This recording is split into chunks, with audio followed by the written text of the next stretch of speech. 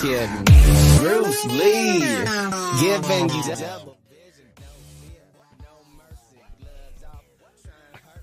Hello everybody and welcome to the show for the people, by the people. It is the Smack Attack. I am your host Jimmy T, and that is the fated evil one himself, Dr. Jeff Lippman. Are you part of the bloodline now, Jeff? Were you throwing your ones up? I am. I'm acknowledging them. And when John N. Wright goes N wrong, here I am again. It seems like it. The funny thing is, Jeff, it seems like in every second week, Johnny's on assignment. It seems every second week. I mean, feels like I even said it to him. I go, "Is this a thing now? Is that what's going on?" Well, he is on assignment this week. He's actually trying to find out what Zillow Fatu meant by "see you soon." And since Zillow going to train in East Texas, we sent John on that. Well, yeah. He's also Shout out looking to at John. Caleb Braxton's departure from WWE for personal. Yeah. Well, yeah. Well, you did tell me off the air. I was shocked. Look, you can tell. I just woke up, right? You know, it is 1:30 a.m. my time. And, yeah, that was a shocker for me. You telling me just off the air before we went live. And, yeah, what the hell's going on? I did not see that coming. I don't know. She just announced that she's departing from WWE on Instagram a few weeks ago. Jobber Nation said that she was having, issues with her mental health, and she posted a picture saying, it was in Saudi Arabia. She's posted a picture saying, "Somebody claims I'm having mental health issues. Me," and it was a picture of her like in a bikini by the pool at Saudi Arabia. Right. So, and then she also posted a picture of herself. Yeah, Samantha Irvin posted a picture of herself with a jean jacket and like her boobs half hanging out, and like all the women have been recreating that pose. Well, she did that also, and then next week. But listen, maybe Jobber was right. There's plenty of times where Jobber gets to say Jobber was right, and Jobber was right. Listen, I haven't in the short time I've known Kayla, I know that she's been through one bad divorce, so What? Has she? Mm-hmm. No, really? She has? Yeah. Mm-hmm. Okay. Well, okay, that's interesting. I didn't know that either, as a matter of fact. You know what else I didn't notice? Not that it matters, but I upgraded my TV a couple of months back, right? Mm-hmm. And the difference, like, just in picture quality is amazing, right? My point is, I didn't realize she had so much, so many freckles. She's got freckles, man, on her face. Well, especially when she goes into the sun. Well, yeah, absolutely. Maybe Paul Heyman did something to her and she's not happy. Yeah, maybe that love affair didn't work. I don't know. So yeah. So as you can see, I'm wearing my almighty Bobby Fatu shirt. Oh well, I was gonna say, Jeff, where is the OG Almighty? I mean, he's gone MIA at this point. Bobby Fatu will be back. Don't worry. I like it, Bobby Fatu. That He's going to come back with dreadlocks, with some of them colored red and purple, and in different colors, and he'll be in the bloodline as he should be. Well, I mean, that was a shock. I mean, look, we've been expecting Jacob Fatu to debut. It wasn't a matter of if, it was a matter of when. Mm-hmm. And boy, I mean, I was pleasantly surprised. I mean, no shit, dude. The hairs on my arm was standing up. I don't know why I was that excited. Were you going like this? Yeah, I was doing this. Were you doing this to D? And that's what got her all feisty last night. Actually, D even had chills. She never gets chills for professional wrestling. Got Never. chills? My goodness. It's weird. The fact that she never said that. But for Jacob Fatu does it for her, it seems. Well, when Jacob Fatu does that reverse swanton on, and lands on her and gets it in the first time, she likes that. What? Anyway, we won't go there. But I did notice one thing about Jacob. How good of shape is he in, dude? I've never seen him in such better shape, actually, than what I saw on SmackDown. I don't know. It's hard to say. I mean, he definitely slimmed down while in his waning days at MLW and working on the indies. So I'm sure he did more to be in the big leagues to work on the musculature. But he looks mostly. I think people thought Jacob Fatu was a lot bigger than he was because he worked. Oh yeah, he's a lot smaller actually than than what he is. But yeah, you're right. It's like Hammerstone. You think he's like 6'4", 285. No, he's like 5'11", 280. You know, I mean, But he's built like a brick shithouse, though, man. That's the difference, though. right. But it's like, when Braun Breaker in NXT, I was like, he's a beast, and he is a beast. But you see him on SmackDown, and he's half a foot shorter than Randy Orton. I mean, it's just More even probably. Like Orton's a big guy. I mean, a good example was him on SmackDown. He made Tama Tonga and Mello look, let's be honest, small. Well, yeah, no, absolutely. I mean, Randy Orton, but there was a time where Randy Orton was sort of the average-sized wrestler. Right, that's true. It's true. It's bizarre. And I blame Vince McMahon for that, and I blame him for hiring X-Pac, Evan Bourne, and Billy Kidman. Billy Kidman, 100%. I mean, is he still work? He still works for the company, I think, doesn't he? I have no idea. I thought he was in jail with Sonny. Nah. As far as I know, he's not in jail. But I know him and Tori Wilson did break up, ironically. And G-Ball wants to know what time is it. But Cold Blooded told him the time. It's clobbering time. Wow. And that's how we start off the show, Jeff. Well, it's not clobbering time. It's Mac clobbering time. Well, and look, before we get into that, I just want to say, is this draft already like a sham? Isn't it always? I know, it's true. It always is. But can't they just hold out just for a little longer before they do this shit? No. Why? Who cares? I know. I agree with you. I'd rather not. I agree with you. If it was up to me, I'd rather them not, separate the rosters. But that's me. I mean, for the most part, there's some reason for it, spoken or unspoken. I mean, CM Punk's been injured, so he can't be on. They want to maximize their dollar investment in him, and they want to keep a storyline going. Drew McIntyre quit, so whatever. They're in Chicago, great. Okay, so one screws each other in each other's hometown. You have to do it. It's wrestling. I know, it's obvious. I know it's true. But I don't know what people get so caught up with the draft. I mean, for the most part, the main Raw acts are staying on Raw, and for the most part, the main SmackDown acts are staying on SmackDown. When Jade and Bianca don't have their tag team belts, they're on SmackDown. They're not on Raw. I mean, it's like, right. Who cares? I don't care. Like I said, but since they want to, the only reason why I bring it up is only because they're the ones that supposedly try to be committed to it, but they never do. I mean, even till this point. That's the only reason why I bring it up. As long as it's just about who's challenging for the title, without there being something like a Money in the Bank or a Royal Rumble involved, then then it's fine. Who cares? I don't get the big deal. I agree. Variety is good. No, for sure. I totally 100% agree with you.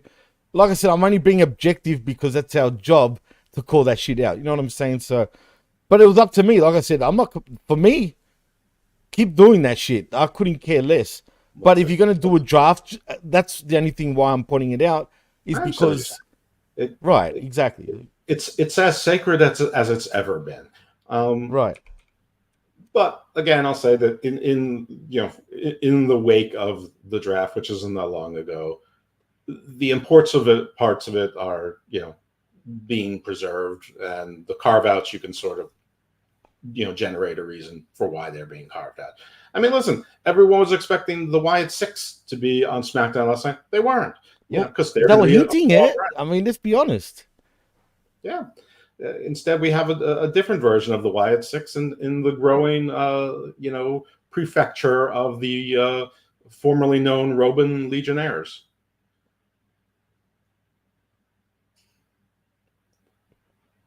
If I say this, I'm probably gonna get heat for this. Mm-hmm. But seeing the Wyatt 5, which was originally supposed to be the Wyatt 6 debut on Raw, I'm gonna call it straight how I saw it. Right? Mm-hmm. Is it cheesy? Is it childish? It looks stupid in some ways. It's a cool moment, don't get me wrong. But I just think it looks overly cheesy in today's sort of WWE. It just seems so fake and cartoony to me that I don't think it will sit well for too long, if that makes any sense. Unless they go all in, like pun intended, with these characters, and I mean all in, where they just dominate. They can't go all in with it, but right. I mean, yes, it's at a precipice, where yes, it was overly dramatic, and Right, they exactly. slaughtered everyone. It's sort of been cleared up since that So the dumb. only wrestler that got beat up was Chad Gable. Everyone else was security or local talent or backhand people. Before people say Gunther was laid out, Gunther wasn't even there. Braun Strowman's laid out, he wasn't. And then people were trying to draw parallels, like pretending that there were people there and they had betrayed their families. I mean, every wrestler betrays their family. Everyone turns. That's wrestling. But yeah, I mean, can it go the way of Retribution? Yes. Well, first thing they avoided in that is them not going on NXT and SmackDown and making a mess of things. But I come from the school where I loved Papa Shango. I think the people who didn't love Papa Hey. Shango are stupid. I love The Undertaker. I love Kane. I thought the Boogeyman was fun. I liked the Supernatural. I thought the Fiend was great. I think the only problem with the Fiend and Alexa was that they didn't let him win 4 out of 5 matches that he Oh yeah, absolutely. that was bad, especially towards the end with Seth Rollins and that debacle. You Yeah, know, and the Inferno match and the one with where Alexa oh, Bliss turned on worst. That him was the and worst yeah. Inferno match. But that was the booking. The character worked. People wanted to see the character win. So but you do have to be careful. And I remember I came up with something that was if there's a villain, they all have to have their kryptonite. So remember how the Fiend had one glove that said heal and one that said hurt, and I Right. sort of said, well, if you rip off the glove that says heal, then he's not as powerful anymore. Then you can hurt him. If you rip off the glove that says hurt and then you Because use it, then you heal, can hurt right, him. right, It's sort and of the Undertaker's urn or the stone, the black heart that Katrina used to carry for Mil Muertes and Lucha. I mean, you can do that. I sort of trust the booking of WWE to, just like Jacob Fatu beat up 4 guys last night without any help from the rest of the bloodline. That's not going to happen again. no, It's next time Kevin Owens is going to be able to go one-on-one with him or whatever. You're going to see that, and he's going to need Tama Tonga to help him out or whatever. So as long as they drift away that this was just surprise and the smoke and whatever, but they can do the spooky horror movie thing as long as they stick together. But you get them apart, they're vulnerable. And the 6th member, I've always thought the 6th member is Bray Wyatt. The spirit of Bray Wyatt is the 6th right. member. And if that has an embodiment, the only thing that makes sense is broken Alexa Bliss. So who doesn't need to wrestle? If it's someone else, I don't know. But it's weird that they picked Chad Gable as the only initials that they gave up and the only wrestler they attacked because he just turned heel, and they're clearly a heel faction. So I'm gonna, maybe Chad Gable is the 6th member because and he was the accomplice who looked in the door. That the reason he looked dead is because he was faking it. He's the inside man. Well, if that's the case, just say, come on. I mean, that's already gonna, for me, that's leading to a failure. If Chad Gable is part of it, if he's aligned with it, like he was a snake. Mm-hmm. Sorry, continue, Jeff. No, you're right. If he's aligned, if he was like, I want to hear your thought because it's probably a good one. Well, yeah, I was gonna say if he's like the informant for the White Five, whatever they're gonna be called, it just doesn't that sort of cheapen it out a bit. I mean, I don't know. I don't know, man. I mean, it sort of makes sense. Chad's getting screwed left and right in his own mind, even though he keeps losing. He's losing more than fair and square because he's right. putting the odds in his own favor.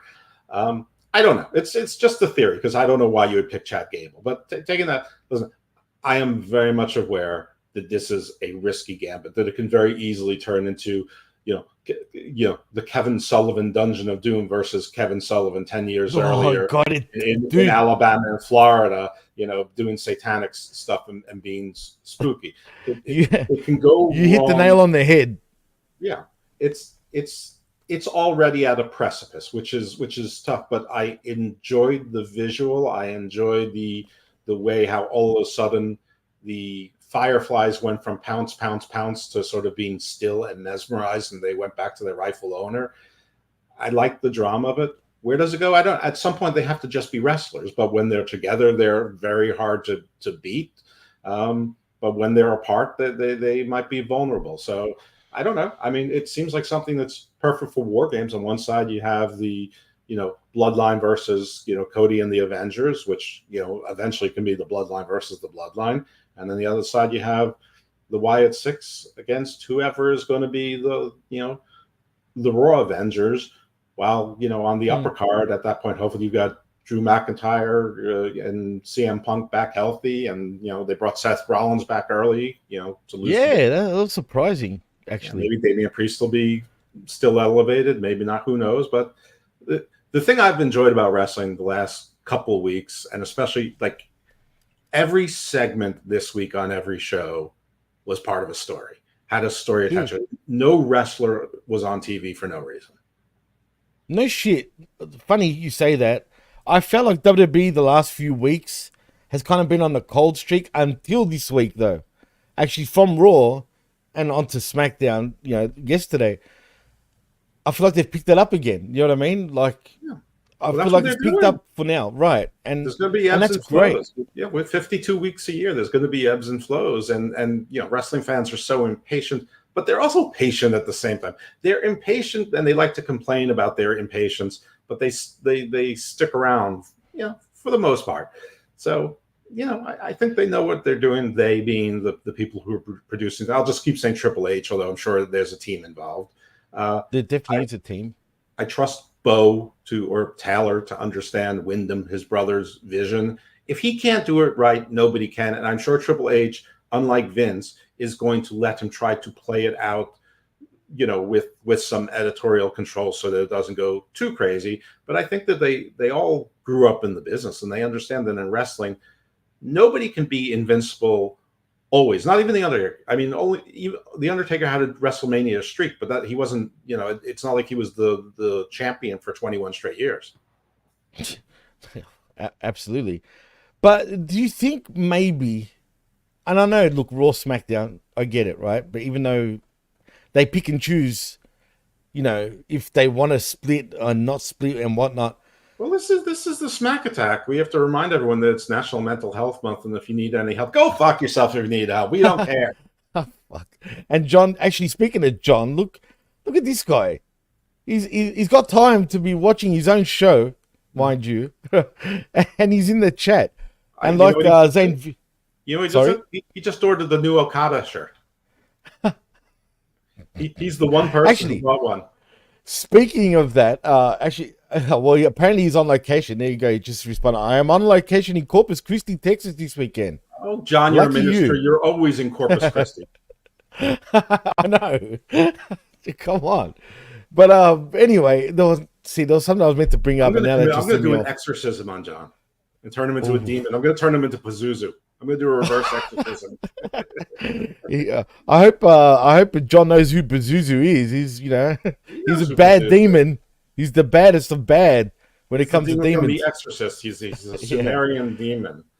He's evil. Is he more evil than Evil Dose? But that's the $1 million question, Jeff. No, he isn't more evil than Evil Dose. In fact, because Pazuzu was depending on like angels and jinn, he was sort of he could be your protector and the bane of your existence. He had a dualistic nature, like most of the Near Eastern gods and Far Eastern ones too.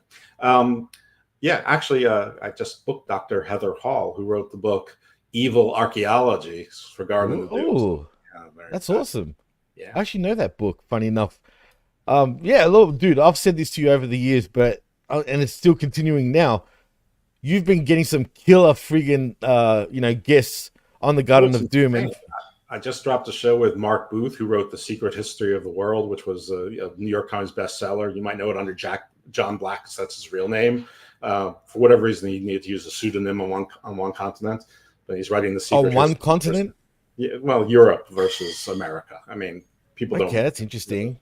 Well, I mean, you only get things translated into so many languages. Anyway, I didn't. I didn't ask more about, I think it was just in the U.S. that there was an issue with John Black. So we went with Mark Booth. Anyway, so he's been on, and I recorded a show with Professor Richard Spence, not Spencer, Richard Spence, who did the great courses on the occult, and he's agreed to come back. So very excited. You got to get John Carson on your show, dude. Yeah, you know who John Carson is? I think you mean Billy Carson. No, I think it's John Carson actually. Are you I talking about might be Forbidden wrong. Knowledge, Billy Oh Carson? yeah, no, you're right. I think it is Billy. Johnny Yeah, I don't know Carson why. is. I mean, I'd love to Is get the Johnny singer Carson on a Johnny show, but Carson's the singer? Yeah. no. Johnny Carson was the late night show host for like Oh yeah. That's right. The late night shit. No, long you're time. right. The If I could first get one, the him, that would original be one, amazing. the Yeah. very first fucking late night. I don't know why. No, I'm he used to wasn't saying there. John Carson, Paul but was before him. get Billy on though. Actually, I think he'd be great for Garden of Doom. Actually, as a matter I of think fact. so too. But I have made overtures to Billy, but they have. Oh, you Listen, have. there's still a level like Billy I know he's Carson, pretty high up Randall there. He's Thorson, very high Graham up there. Hancock, Von Daniken. They're Oh, Von Daniken's even on a different level in many ways. He's a legend in this field. they're still out of my reach for the time being, and I'm okay with that. I think you can get Carson if you keep trying. I think one day you'll get him. Von Daniken, I don't know, He's the because best he's getting natural up there in age. speaker I've ever heard. He's great, man. Whether you believe him or not, I mean, he's convincing. Put it that way. I've listened to a lot of his stuff, and he's seen something. I don't know what's going on there, but if you check out his stories, but believe me, it's pretty. It's eye opening. Put it that way. But yeah, I think one day you will get him on the show. But anyway, we'll talk about the Wyatts, which led us to this. We always do this when Jeff and I are doing a show. We always go completely. Look, you never know what you're going to get with us. It could be a geography lesson, could be a history lesson, it could be a paranormal lesson, right? Like we're talking right now, and just forbidden, history in general, or it could be absolute politics. But we're here to talk professional wrestling. But you never know what you're going to get with us too. But anyway, there was a point I was meant to make about the Wyatt 5. And my thing is, do you think it's the wrong timing to debut him right now, considering, what's going on with the Bloodline? I know they're on SmackDown and they're on Raw, I guess. But do you think, one might hurt the other? And I'm not saying physically. I'm talking about, in terms of heat and just, in general. Do you think that might affect... No, I think you have things to look forward to on each show, and listen, Raw is a 3-hour show. If anything, it needed some juice more. And plus, McIntyre is obviously not 100%. CM Punk is obviously not 100%. He's cleared, I think, by this point. I think he'll be cleared to wrestle by the next pay-per-view. Yeah. I mean, Mommy's on her way back. So they needed a big act. Judgment Day never really felt like the big act, especially without Mommy and Dom next to each other. I mean, stuff is hysterical. I mean, it's terrific, and Carlito's playing his role, but that's weird to me, the Carlito thing with Judgment Day. Though, why? Like, why do we need that? Why not? Because he's like the little demon on Dom's show. Go, it's cool. It's not cool. But that's cool. I don't know. I just find that a bit odd. Like, to me.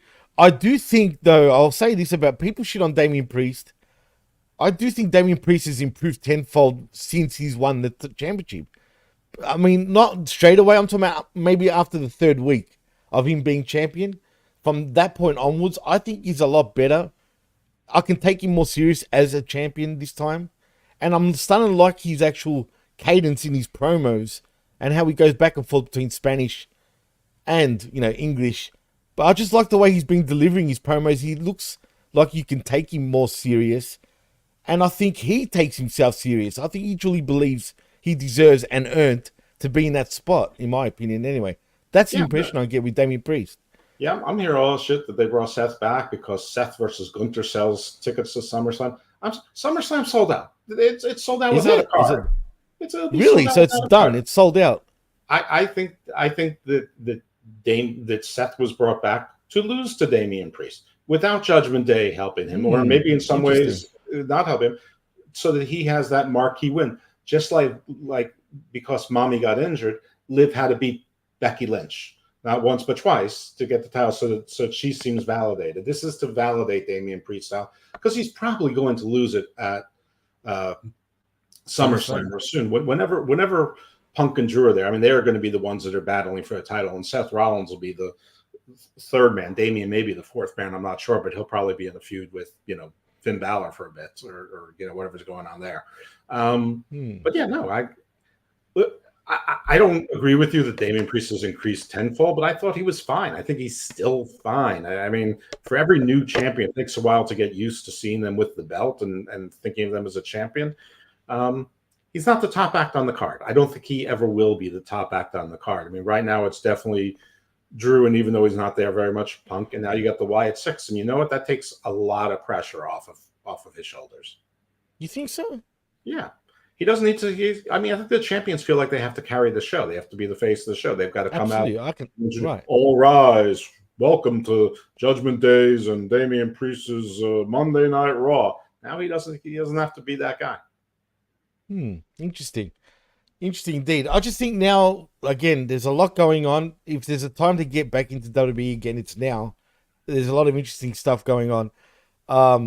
There was one more thing also I wanted to bring up, but that's sort of left my head though. Oh yeah, and I wanted to bring up, we got Aaron Ben Shlomo in the house, by the way, too.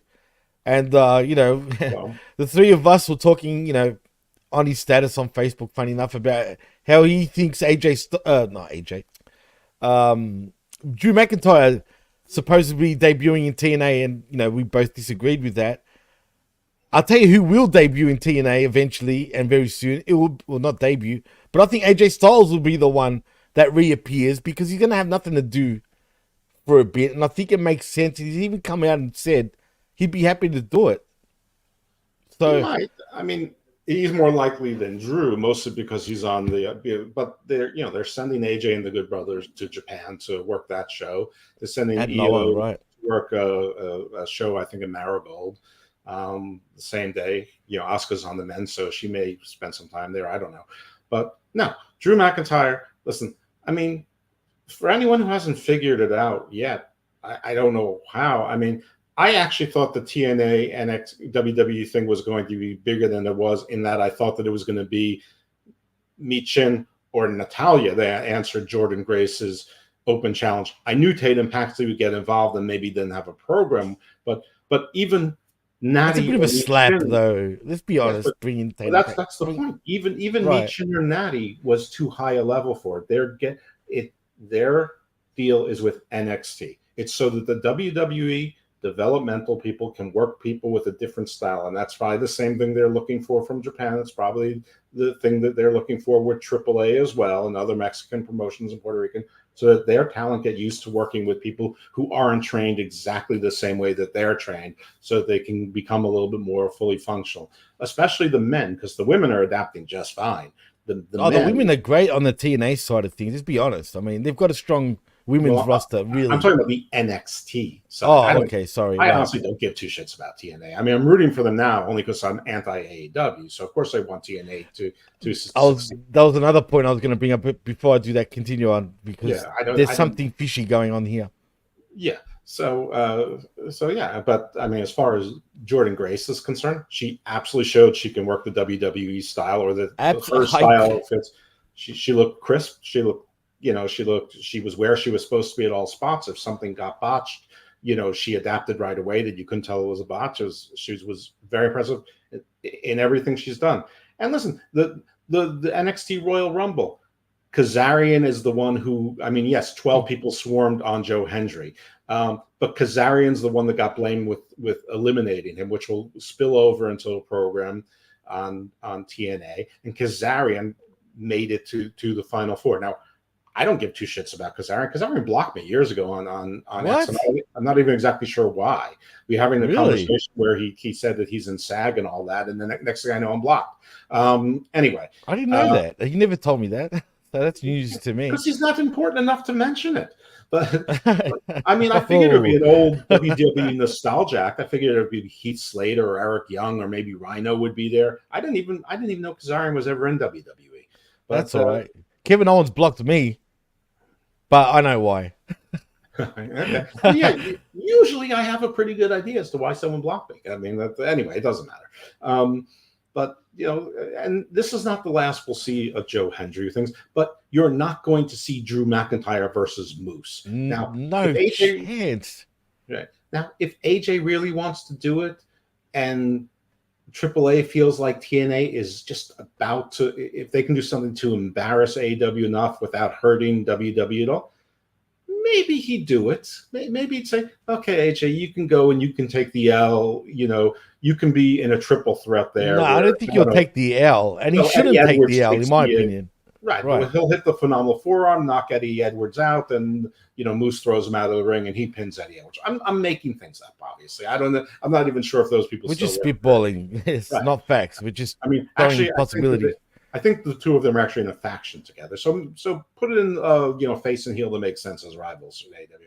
But I don't even think it's going to be that big. I think it's going to be mostly limited to NXT people, with the occasional main roster person who would be sent down to NXT anyway to help with the developmental, which is like 6 or 7 people at any time.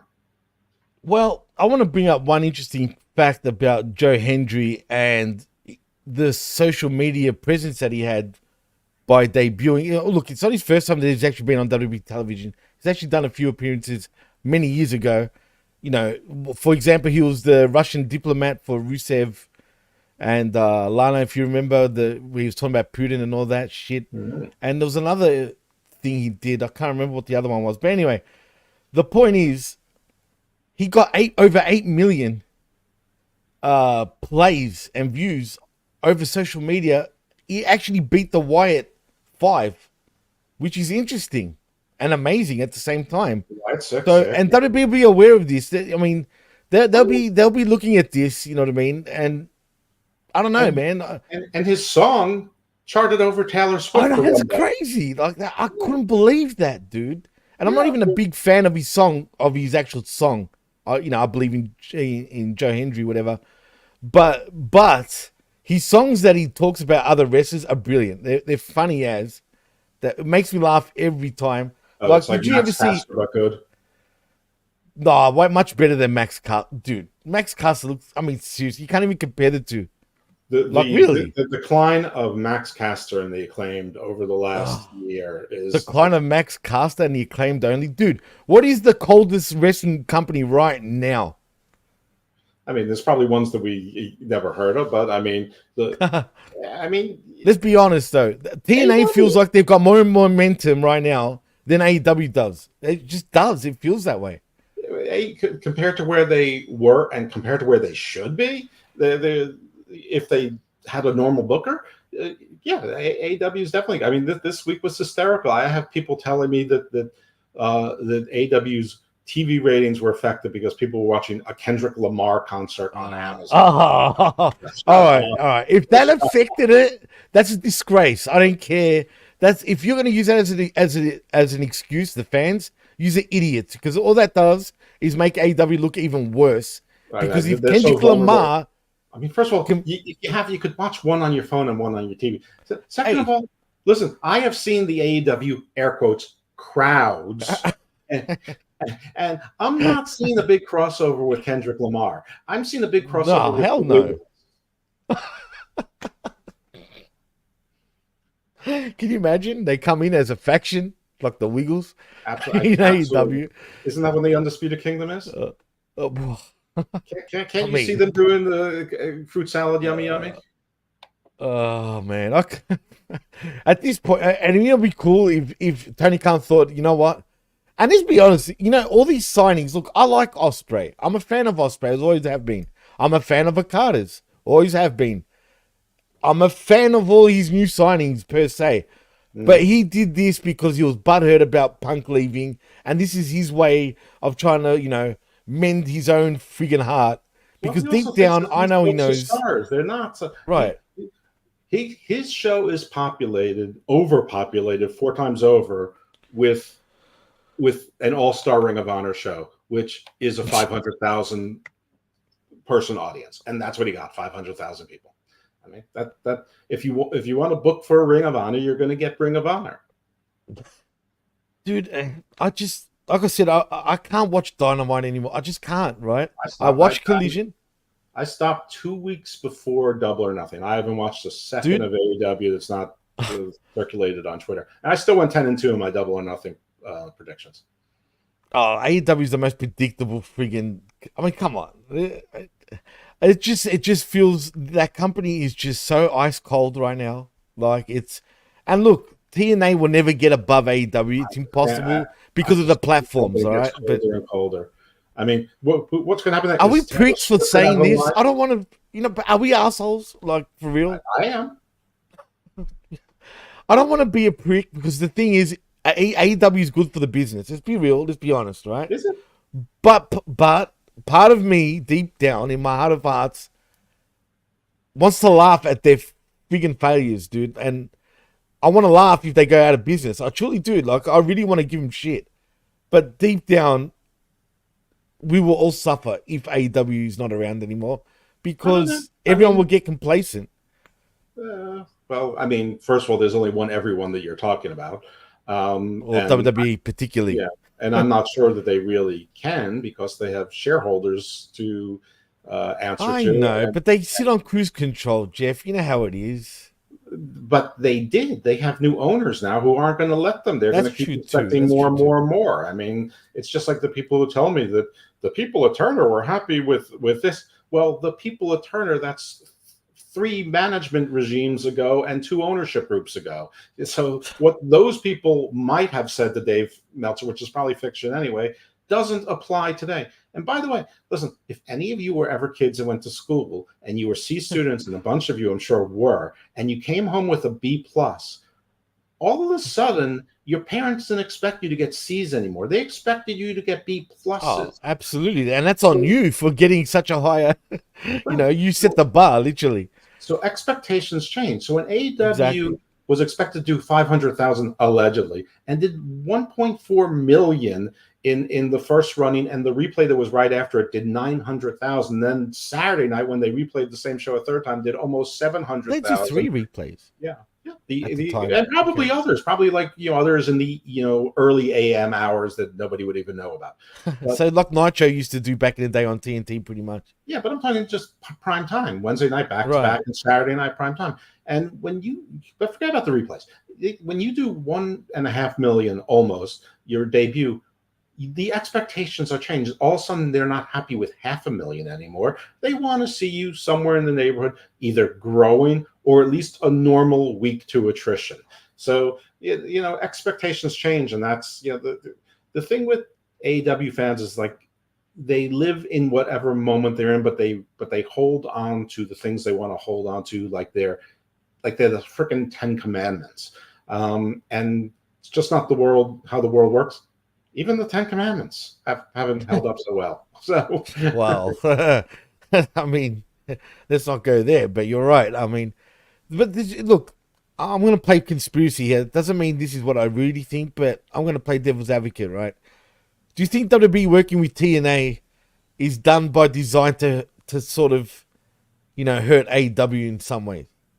I think partly, but I think that I think a lot of it is more to help their NXT and especially the men learn how to wrestle better. But yeah, I think it's done partly to hurt AEW, but I think it's also, but it's small enough that it's not going to hollow out the other promotions. And I think part of what they're doing in Japan and Mexico is part of that as well. But I also think that they want local promoters to sponsor to allow them to use those promoter licenses while they test out those markets and see if there is a market for WWE in those places, the brand itself. And they're doing a Japanese tour.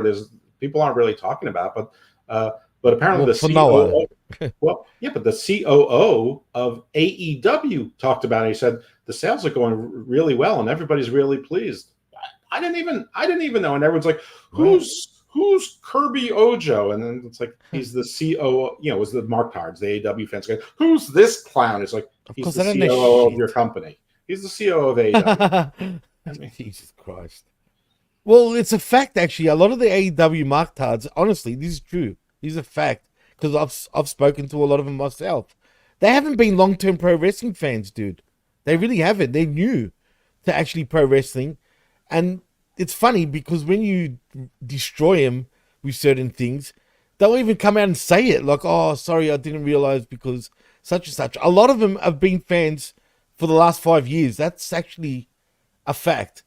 Hence why they're probably in that weird sort of, they act weird. They're weirdos, dude. I'm sorry. I don't want to pigeonhole AEW fans. I'm a fan of pro wrestling. I love all of pro wrestling. Sure, WWE feels like the home team, because that's what got me into pro wrestling, right? Since I was 3 years old. I'm sure, just like you, WWE got you into pro wrestling, just like most of us, right? Generally, around our age group, especially, WWE was the company that got us into pro wrestling. But AEW, like, they're not your normal professional wrestling company in every sense, from the owner to the fan base. And this is why the WWE bots, like they like to call that fan base, I'm talking about the AEW Marktards. Head drones. Oh yeah, and that too. The head, yeah, exactly. The E drones, they say, actually, Jeff. Oh, I'm a Fed drone because I set the interest rates. So You definitely come across like a Fed drone, actually, Jeff, to them. 100%. I try not to get into real fights because I just get angry and then forget it. But the thing is, they got to just shut up, man, and just eat it. Like, just accept. They're brainwashed. I've never seen a wrestling company with the little fan base that they have manage to brainwash their fan base to the point where they cannot see what they're doing wrong. Sorry? The most frustrating thing about arguing with AEW fans and certain fans of other wrestling promotions too. Oh, absolutely. It's not just AEW, but they're the loudest, though, of the bunch. Is that you have to argue with them on their level. But you have to argue with them to get to sea level, just to get to normal, to common sense. Before you can even make your argument, you have to let them disprove all this nonsense, and then they go back to the same nonsense. So when you disprove one nonsense, they go, "Well, nobody's watching TV anymore. Nielsen is outdated." Well, Nielsen isn't just TV. Nielsen has every streaming service that you have, every Sling TV, every YouTube TV, every Apple TV. If you're a Nielsen family, it's connected. Nielsen has connected to all that forever. So it is representing that. It's not just TV. And by the way, if TV isn't that important, why do you care so much about the big renewal the WBD is going to give them? Yeah. Which they're not, by the way. Yeah. Why does it matter? It should be irrelevant, right? If no one watches cable television anymore. All right. Who cares? Just everyone gets Sling Wait, TV. is there something that you know? So you think they won't get re-signed? I'm not. This is all I'm going to say. July 15th, 2024. Wow, interesting. I mean, shit. If what you say is correct, just say. What does this make them? Do they become TNA-esque, like, of 2024 in possibly 2025? Like, do they become, But the thing about Khan, though, I'll give him credit, as dorky as he is, right? Mm-hmm. Yep. He's got a huge ego in such a small little shell of a body, if you want to call it that. Mm-hmm. And he's a dork, make no mistake about it. Mm-hmm. But he's a rich dork, right? So he's got an ego in terms of how he feels about pro wrestling and his own company and whatnot. Do you think he would accept that? I can't see him like. No, that's what I'm saying. Like, there's only two options that I see viable, and that doesn't mean that I'm right. But one is that you're correct. His ego can't take it, and he disappears. You don't see him again. He acts like it never happened, and and then denial. Then in 5 or 6 months, you see him, in England, spending all of his time, pretending he's doing something with the soccer team, and then maybe, for sure he'll get out of the country for about a year at least, like just to get away from all that heat, for sure. And then you see him pretending he's part of the football team, like he pretends now, but he doesn't know he's pretending now. It's just it's like they give the kid the PlayStation and at the table, and then you give your kid a driving game while you're driving. They think they're driving. That's him at the NFL draft. Yeah, but not any driving game. You remember the old school ones, like the you know what I'm talking about? Not the console ones. I'm talking about the little. Yeah, when you have the wheel with you, that one he gets. Yeah, I used to love that shit when I was a child. But anyway, that's what he gets. It seemed like a good idea at the time, and absolutely, how did that seem like a good idea at the time? Then there's the other option, where it really is his passion project, and he'll spin a way to turn, another lie into a success, and all of the fans will say success, and that'll be that he gets an open signal from the FCC that's on basic cable and revives what was Spike TV, what was El Oh Rey, my and will now God. become WAEW, and WAW? he becomes the savior of wrestling again. He tells Oh every no. promotion, if you have an hour of wrestling TV, I'm going to put you on my network, and he just puts AEW and Ring of Honor on, as much as he wants, and pretends that he's running a TV station. And Pretend. and there you go. And everyone's going, he's so successful, he owns a TV station. Whatever. It'll be like his racehorse. If I have a racehorse that comes in 10th every race, I still have a fucking racehorse. I still have a thoroughbred. Absolutely. Stud. Fuck yeah. If this is just my rich person hobby, I'm losing tens of thousands or millions on this racehorse. Maybe I'll make it back for the stud fees later, but it's not really that. It's that I get to go to all the horse races and be in the owners' boxes and get interviewed on TV and get to wear stupid hats at the Kentucky Derby and dress like I'm in the 1920s, but that's fashion sense. And I'll get to go to the United Arab Emirates for their races and all that. Heck, you can come down here for the Melbourne Cup, which is also a public holiday for us. It's our biggest race, by the way, in horse racing. It's the lifestyle. It's the passion. It's my expensive hobby that feeds my lifestyle, that makes me justify this ridiculously great Gatsby lifestyle. And so I don't know which it'll be. What I don't think it's going to be, I don't think he's going to end up saying, "I'll take less money and be on whatever Animal Planet or Imagine that Dynamite on Animal Planet, dude. That's what Discovery puts him in, Animal Planet. That would pop me, bro. If they were on Animal Planet, that would be the funniest thing to me. Period. Like, in prime time though, Animal Planet. Right. That'd be awesome. Yeah. That'd be great. Shark Week every week after that. I mean, you can have Elephant Week. You can do also. They can talk to the animals, Jeff. He brings back Shark Boy. Oh yeah, give me a shell, yeah. I'm down for that. You can even have like Bear Boy. Hey, you can. That means two things, Bear Boy. Right. Oh wait, they already got bears. I forgot. Don't worry. Bear Country. You know that show when they have that show Blue Planet? They can bring back the Blue Meanie to host. Oh, fucking bring back fucking the Boogeyman too, man. We can have Boogie Night Fridays or something like that. Hey, listen, during the Halloween, you bring back Raven. There you go. You got. What about me? What about Raven? I know he's working with MLW. What about me? What about Tony? But Jeff, I don't know. Maybe. What about Tony? There we go. Pop AEW TV by Jose Luis Rivera. JLR, of course. Is he wearing a karate gi in that? No, he's a doctor, I believe, just like you, but actually a real doctor. Jose, I don't think you've answered. Are you a dentist or a friggin' surgeon? All I know is he's something like that, clearly. But you know what? I never thought of the karate thing. Maybe he's wearing. Nah, it looks like a doctor jacket, really, Jeff. I think. I can't see where squats are. You're a butcher? No way, dude. Excellent. That's good. There you go. The butcher, Jose Luis Rivera, the real butcher. The real butcher. That's right. Butcher Rivera. Excellent. All right. Butcher Rivera. Do you think at some point we should talk about SmackDown? Yeah, but you know what? Usually the first hour is when we talk everything but, you know what I mean? But yeah, we can do that. But I'm a stranger. I'm a stranger in these parts.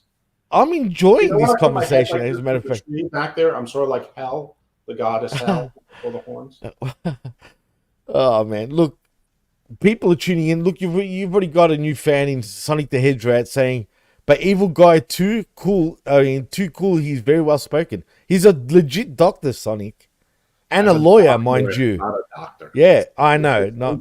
Yeah, I like saying that just because, right? It's funny. There's a lawyer in Maryland who got sanctioned for having people call them doctor, but it turns out it turns out that they were giving people the impression that they were a medical doctor. So we can call ourselves doctors. You just have to be clear you're not a medical doctor. Oh man! Because somebody was saying, they were asking about what's the price. I'm on the Maryland Facebook lawyers page group in the group. Are you?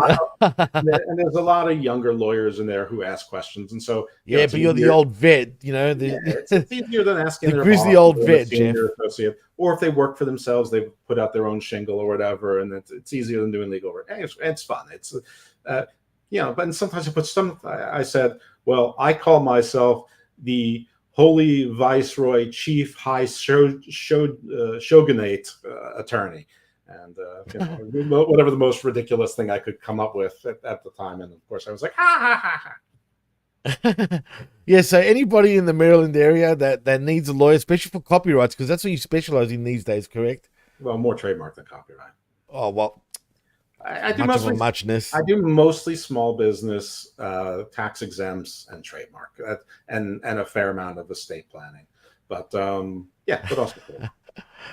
Yeah, she's been a long time since we've done a machismo. As a matter of fact, Professor, thanks. I mean, and look, this is already a reunion. I mean, it was a long time, but I'm glad you used to tune into those shows, Professor, the Professor. You know, we've got two professors apparently, Jeff. But I'm not a professor. No, he's a doctor, not a professor. But Aaron Benchtomer says, no offense to the vet, but more people join the party and raise their level. Whoa! I am not part of this. I am not part of this thing. I don't want to be part of this either, to be fair. I don't want trouble. I don't need that. Listen, with the vet. The vet has his own style. He's been in the business. He uses a lot less words to convey long thoughts. He's dry as vermouth. His timing is impeccable. The vet is... Yeah, but that's his character. That's his gimmick. Like, legit. You know what I mean? That's what I said. The vet is excellent. I love the vet, personally. Yeah. I'm not cause trouble, Aaron. All right, now you're causing trouble. Listen, I have learned a long time ago that I am not a draw. Listen, I have a couple things in common with. I think you don't realize sometimes, Jeff. Not to toot our horns or nothing. I realize I have seen people that I have helped go way past me. So yeah, that sucks when that happens. Though there's a lot like me and Will Ospreay have a lot of things. We both have pretty distinct accents. We both have bad hair. We both don't dress particularly well. We're both not a draw, and we both have a Rolex. You dress better than me, but generally, but not on for the shows. But like, you know, when you go out, you actually do dress up properly. When I go out, you know what I mean? Sure. When you go out, like anyone should, to be fair. Right, I'm not going to wear a suit on a show, obviously. Right, but I try to go out as little as humanly possible. I'm a shut-in. You're full. Get out of here, man. You go out a lot more than you lead on, but I think anyway. That's just me. But no, this guy is actually quite popular. He won't tell you that, but put it this way: he brings a lot of controversy and a lot of conversation. Even if you deny it, Jeff, you know this. Well, listen, all of you who think that you like what you're hearing, underneath there are podcasts that are mine: Hammerlock Hangover, which is wrestling, and Garden of Doom, which comes with Garden Views.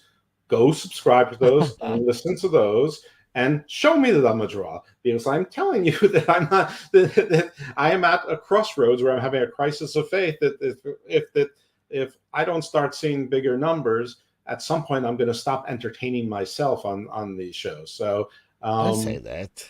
Yeah, well, I mean, there's only so much ground one needs to cover in this universe. Yeah, but look, to be fair, Jeff, like when you and I do shows, like we bring out different, like, you know, with each other, like we're unique to us and do things like that. No, but really, no, like when you do shows with others, maybe some, you know, people bring different sides of other people. It is what it is. All I'm saying is, by now I was expecting Garden of Doom to have 50,000 listeners a week. That's all I'm saying. Perhaps that was unrealistic, 5 years ago. No, look, man, I think we all, have faith in our own shit, obviously, but it's not easy, man. It's just not easy. I truly think that we all have great shows, but people, and I know if people listen to us, what's the problem? I know they'll like it. There's no great shows. That's AEW's problem. When everything's spectacular, nothing's spectacular. When everyone's extraordinary, nothing's extraordinary.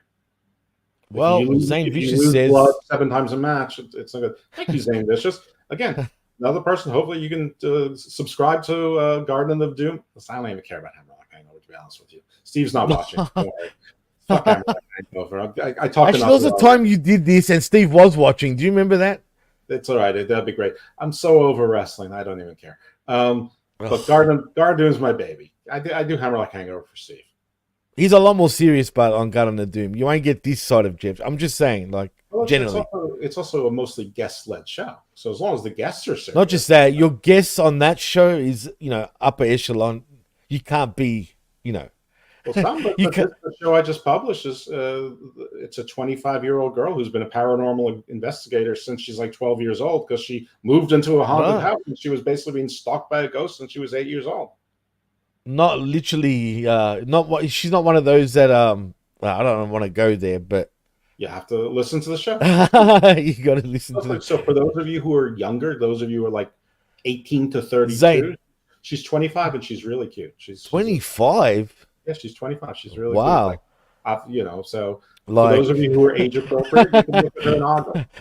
Yeah, I know. We're both too old for that, Jeff. Yeah, my stepson's 25. My son turns 24 in a month and a half, and my other son is 20. I get 25. Wow, 20. He's still that young. Yeah. Wow. God damn, man. I wish I was in my 20s again. Sucks getting older, man. Anyway, I don't want to reminisce now thinking of my 20s, but Zane says I'm trying to find it on here now. It's not on YouTube, Zane. You were still a D then. It's been a long time, bro. It's been a long time since you rock and rolled. It's been a long time since I've rock and rolled, literally. I know we were talking about your ED last night. Jeff, stop it. Anyway, Zane says I'm trying to find it on here now. I'm trying to do you a favor here with advertising your show. I was going to say, Zane, it's not on YouTube. Go and check it out on Spotify and anywhere you can download podcasts. Type Garden of Doom. It's on the Wrestling Soup Network. If you go to Wrestling Soup Network, the show's well, yeah, there. if you listen to Wrestling, and I know you do, Zane, because you're a fan of Wrestling Soup, go and check out Mish and all his shit on WrestlingSoup.com. Isn't it .com? Yeah. Is it .com? Yeah. You just go into a Spreaker Wrestling Soup / you'll find Spreaker Wrestling Soup search. It'll come up. But ideally, you want people to tune in on your, technically, like. I guess that's true, but I'm so far away from monetization. As long as they're tuning in, I wish I had the Humming Media Group numbers to know like how many people listen to Humming Media Group, because this seems to be like a good audience for Garden of Doom and Garden Views. I forgot about Garden Views. I just care about numbers now. I don't really. But yeah, I mean, you're right. If it was on my feed, it's, more instantly gratifying, or, at least the ad revenue could pay for the, Well, yeah, if you want to get paid, say Adobe or whatever. I mean, that's true. But I've been paying for it for so long now. It's like, I don't feel it. It's like Netflix. I don't feel it. Yeah, I agree with you on that one, actually. I totally agree. Plus, the thing is, man, it's not easy keeping up with. I mean, at one stage we were doing a lot of shows too. I mean, both of us, we were covering a lot of shit at one stage, and it's not easy trying to keep up with everything. Especially, you do the Garden of Doom and Garden of Views too. I try to stick strictly to wrestling, because going past that, it's just it's a lot of shit, and it's hard. It's not easy to maintain like so many shows. You know what I mean? Especially when others also disappear, for example. You know what I mean? It is what it is. Yeah, it happens. Booking is hard. Like if it's just you or you and your co-host. I mean, even with a co-host, it's hard because sometimes you things come up. But like booking guests is a job, and I just happen to be good at that. And I'm good at booking guests, so that's good. And a lot of my guests decide to become, return guests or refer me to other people, which is terrific and great. Like Mark Booth. The way I got to him is that in his book he referenced Professor Robert Temple twice. I'm like, wait a minute. I know Robert Temple. He's been on my show. It's got to be the same guy, right? So I emailed him and I said, do you know Mark Booth? He's like, oh yeah, he's my good friend. He's like, but I'll introduce you, but not yet. He just broke his shoulder. So, let's give it 3 or 4 months and then I'll introduce you. And he did, and he came on the show. And then you're good. You're good with networking for sure. But you're a lawyer, man. You should be good at doing that. Really, I mean, let's be honest. I mean, that would be one of your specialties. I'm not good at the closer sell part. Yeah, but you know what? You're very well spoken. When you want to speak properly, you're very well. Of course, you wouldn't be a freaking lawyer if you weren't. Let's be honest. I mean, there's plenty of lawyers who aren't. No, I can't picture that. Really? Have you met Rudy Giuliani? Well, I haven't met him, but I know who he is, obviously. Have you seen him? Yeah, but I that's mean, different. He's in well, New York. I know you're from New York originally, but you know what I mean. He's Italian, New York. No offense to Italians from New York, but you know what I'm saying. I mean, if you ask the same question about Rudy Giuliani 20 years ago, people would say he was the greatest prosecutor of all time and the greatest Yeah, mayor. hey, he could have been. I agree with the man. I mean, let's be real. I don't want to get into politics, but he cleaned up New York City during his time. Let's be real. Even though he was a prick, he cleaned up New York City. That's a fact. I mean, So, listen, hate him or love him, that's the yeah, real deal. I, I mean, people want order over chaos. They will sacrifice, especially people who mostly follow the rules because they're not going to be affected. I mean, look at El Right. Salvador right now. They basically have Oof. a dictator junta. I think it's it's not a Noriega. What's the Ortega? The founder? Ortega. It's Ortega, I'm And, pretty sure. and basically just told his cops and his military people, you shoot drug dealers on sight. That's If like they the live- Philippines. They do the same thing over there. Yeah, but the Philippines is like 900 islands. It's like in El Salvador, and the people are thrilled. Now they're going to change. At some points, the wrong people, too many of the wrong people are going to get shot, and at some point, they're going to realize it goes over. Pendulum swing. But right now, they're thrilled, and that's sort of populism. And I don't think the people in New York want the cops walking around shooting drug dealers, on site. No. But if they didn't have to see it and they didn't know about it, I'm not sure that they'd so much mind. Like, I don't know in Baltimore if all of a sudden you woke up and like 30 drug dealers a night, were shot execution side, and like all of a sudden crime went down.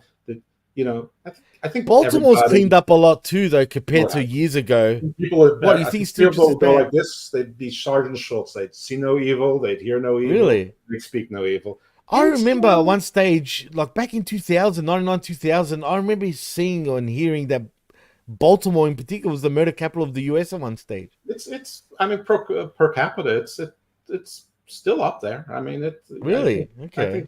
I think Chicago and I think Philly Chicago's and topped it now, and Philly's gone to shit right now, like bad. but Baltimore's in there. It's a little. I mean, and believe it or not, there's like 20% less killings this year than last year. See, there you go. I mean, that's a big deal because for many years, I'm telling you, like, I'm obviously not telling you, but just, our listeners, Baltimore used to be really, really bad for murders, but you don't really hear about it as much anymore. No, Because Philly and Chicago we just taken over. changed branding. It's now great for murders. See how that sounds? I don't You wanna see laugh, that? man. No, I now don't it's wanna really laugh, good for man. murders. Fucking hell. Anyway, I don't know how we got back on politics again, but we did. This always happens. That's current events. Well, All right, kind of SmackDown. is. Let's get into SmackDown emanates SmackDown. from Chicago, Illinois. It does. Illinois. Yeah, not Illinois. Illinois. Can we say that?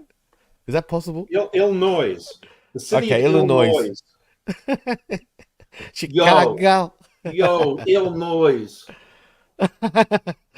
Yo, but before we do get into Illinois, Zane says, wait until the Ravens win the Super Bowl again. Oh, there'll be definitely murders. Look what happened in Philly, man. What the hell? Oh, not Philly, Kansas. What the hell? What was it? I don't want to get into that, but people getting shot after the Chiefs won. What the hell? I hate that, dude. Why do people do that during the winning parades, man? I don't get that. Why? What's wrong with people? It wouldn't occur to me to shoot people during the Super Bowl parade. I mean, I'm sure that like it was a beef over girls or drug corners that just the parade happened to be going in the wrong place at the wrong time. And most people can't shoot worth shit. Ah, man. Sonic says New York City, those old salsa commercials. Sonic, where are you from, actually, dude? Where are you from, man? Like, what part of the state are you from, obviously? Old El Paso. Oh, remember that? Old El Paso. City, get the rope. Old El Paso is not bad for salsa, and they make not bad burritos. Old El Paso, Yeah, and they read the made in New York City. Get the rope. We've got that shit here too, the fucking Old El Paso. I haven't had one in a long time, the salsa anyway. That's But it's awful. nice. I like it. Yeah. Nice carne asada. Not bad. Yeah. But anyway, let's get into SmackDown. Like you said, It's from Chicago, Illinois, making a lot of noise, sort Capital of. of sports entertainers. Entertainers. That's why we say direct every it's Chicago way and style. But anyway, it is from Chicago, and of course we have to have the man that brings the cobbering all the time. See what I did there? And I'm talking about CM Punk. And was it just me? I don't know. It just felt like the fans weren't as loud for him this time around than usual. It was just you. I don't know what, dude. I've got a good surround sound, right? I hear a lot of good. I've got a 7.2 setup. Throes of passionate love with Douglas. Why do you always do this to me? Anyway, we won't go there. But like I said, I woke up a little too late. But anyway, I did initially watch SmackDown. It was the summer solstice. It's the time for love. Well, yeah, actually, it is the time for us because it's winter. You get me? Winter's when you get down. But anyway, they're Maddie Screw Drew. Maybe Sonic. I mean, he could. Not in Chicago. In Chicago, he's the hero. Apparently, he is the hero. But anyway, so we see CM Punk. You see, he's getting a little bald spot at the top there. Even the slick back hair can't cover it all. Really? I actually didn't notice that. Oh, I did because I have the same bald spot, so I'm very cognizant. I haven't even noticed that with you. That's not too bad. That's all right. Yeah. You know what? It's not actually that bad. I've seen worse, like, because of the way you comb your hair, it's kind of like all right. But anyway, we're getting off subjects again. The point is, Punk is here. He's on SmackDown. Yes, he's a Raw guy, but we are in Chicago, Illinois. And so here he is. And look, you got a good pop, obviously. I felt like Heyman, though, because we get Heyman after that, got a much louder pop. And we get a loud ECW pop, as a matter of fact. Mm-hmm. And we see him hugging. And seeing Paul Heyman and CM Punk together gets a synergy. Yeah, absolutely, for sure. I mean, Punk is a Heyman guy. That's a fact. Always has been. Right. And that hug, he was all sincere, dude. The way Heyman absolutely hugged him, he almost jumped. He might as well have jumped on him, but it was a good moment. Don't get me wrong. But it was a red herring because the whole thing was that he was like telling CM Punk that the bloodline under Roman was going to leave you alone. You were off limits, and I still think that I told him you're off limits, but this bloodline I can't control for your own safety. You got to get out of here. He's warning us about the bloodline. So all the time you're waiting for Tama Tonga and Tamaloa to do something or whatever. No, none of that at all. None of that. Happy, hugging the crowds. Starting to jump into the crowd and then realize, no, that didn't work out the last time. I'll just do it halfway, and it's not a nice little moment. Good promos from the two of them. What did he really say that we already haven't heard from him generally? I'll just be real. That's why I'm not even getting into the promo proper. He's just like, am I the bad guy? No. Drew McIntyre was tormenting me. Yes. I got him back. When you embarrass me in front of my hometown, I embarrass you in front of your hometown. That's the Chicago way. Yeah, that's it. That's what it is. It's like, basically you fucked me, I fuck you, basically. And yeah. Right. He's the hometown. He's a heel everywhere else, but he's a face in Chicago. And there you go. And speaking of that, Heyman's just, like you said, just warning him and whatnot. And like you said, I was expecting some sort of bloodline intervention, but surprisingly, we didn't get that. But instead, well, maybe I shouldn't jump. Oh, you know what? Fuck it. While we see Grayson Waller, as a matter of fact, and what's the other two knob jockeys again? Waller and DIY. DIY, that's it. The two knob jockeys, literally. Knob jockeys. Anyone thinks I'm a Fed-drone or an E-Fed-drone. When we talk about the New Catch Republic and DIY. Who? Exactly. Just do it yourself. Them into a cannon and shoot them into the ocean. I mean, who the fuck calls themselves New Catch Republic and do it yourself? What are they? Friggin' just shoot them into Lake Michigan or the Chicago River. The Chicago River. Shoot them into that E. coli-filled Seine River E. in coli. Paris, in Gay Paris. Oh, The city shit. of It's lights probably and E. full of E. coli. coli. The city of E. colites.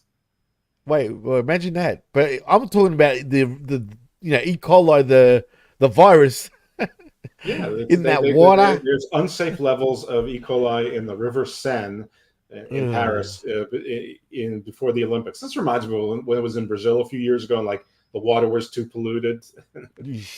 Yeah, I remember hearing that. But Brazil's kind of, I don't know. This world is shit. This world. We've turned into a gigantic garbage dump. Isn't it sad when you think about it and disgusting at the same time? Like, think about that shit for a minute. Literally, that shit. Like pretty We're soon such we're dirty creatures. Right now we're made up of like 70% water, and our water is now like 70% plastic. So we're basically turning ourselves into Mattel dolls. Mattel dolls, but are we elite Mattel dolls?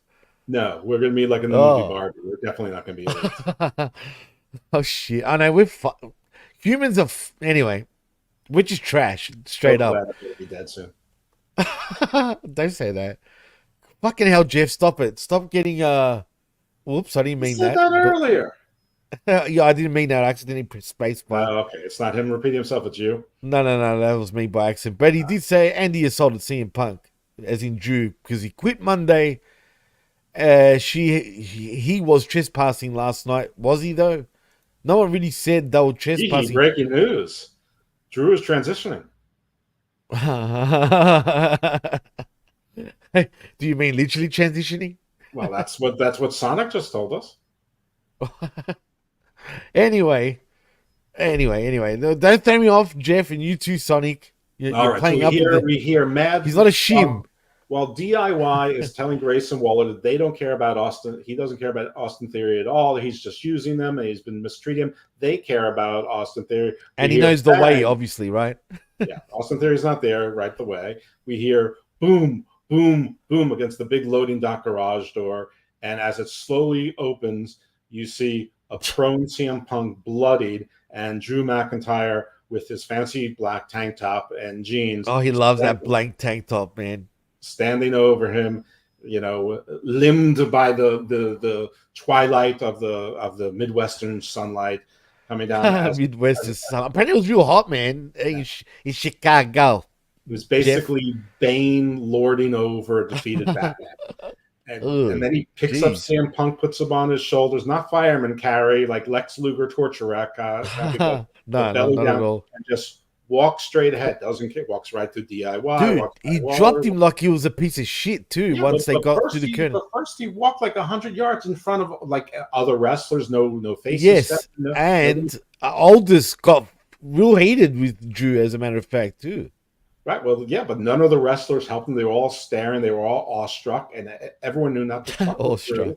And and then he dropped him like a sack of potatoes. Really, I actually thought he might have hurt his arm again the way he dropped him too, because he dropped him right on the arm, man, and it looked bad, kind of. Well, he might have, but CM sold it that he was dead. He didn't sort of wince or anything, and with tomato, with ketchup on his head and all, he totally sold it. Yeah, all this, he looked like Homelander, that picture with Homelander with blood all over his face. Yeah. And you notice he was bleeding from every hole, pretty much, from his nostrils, from his mouth, his hair, head. And they, Aldous and Daivari and, crew came out, the refs, and they were, yelling at Drew and saying, "What the hell are you doing?" And there's a lot of F-bombs going on, too, apparently, it seemed.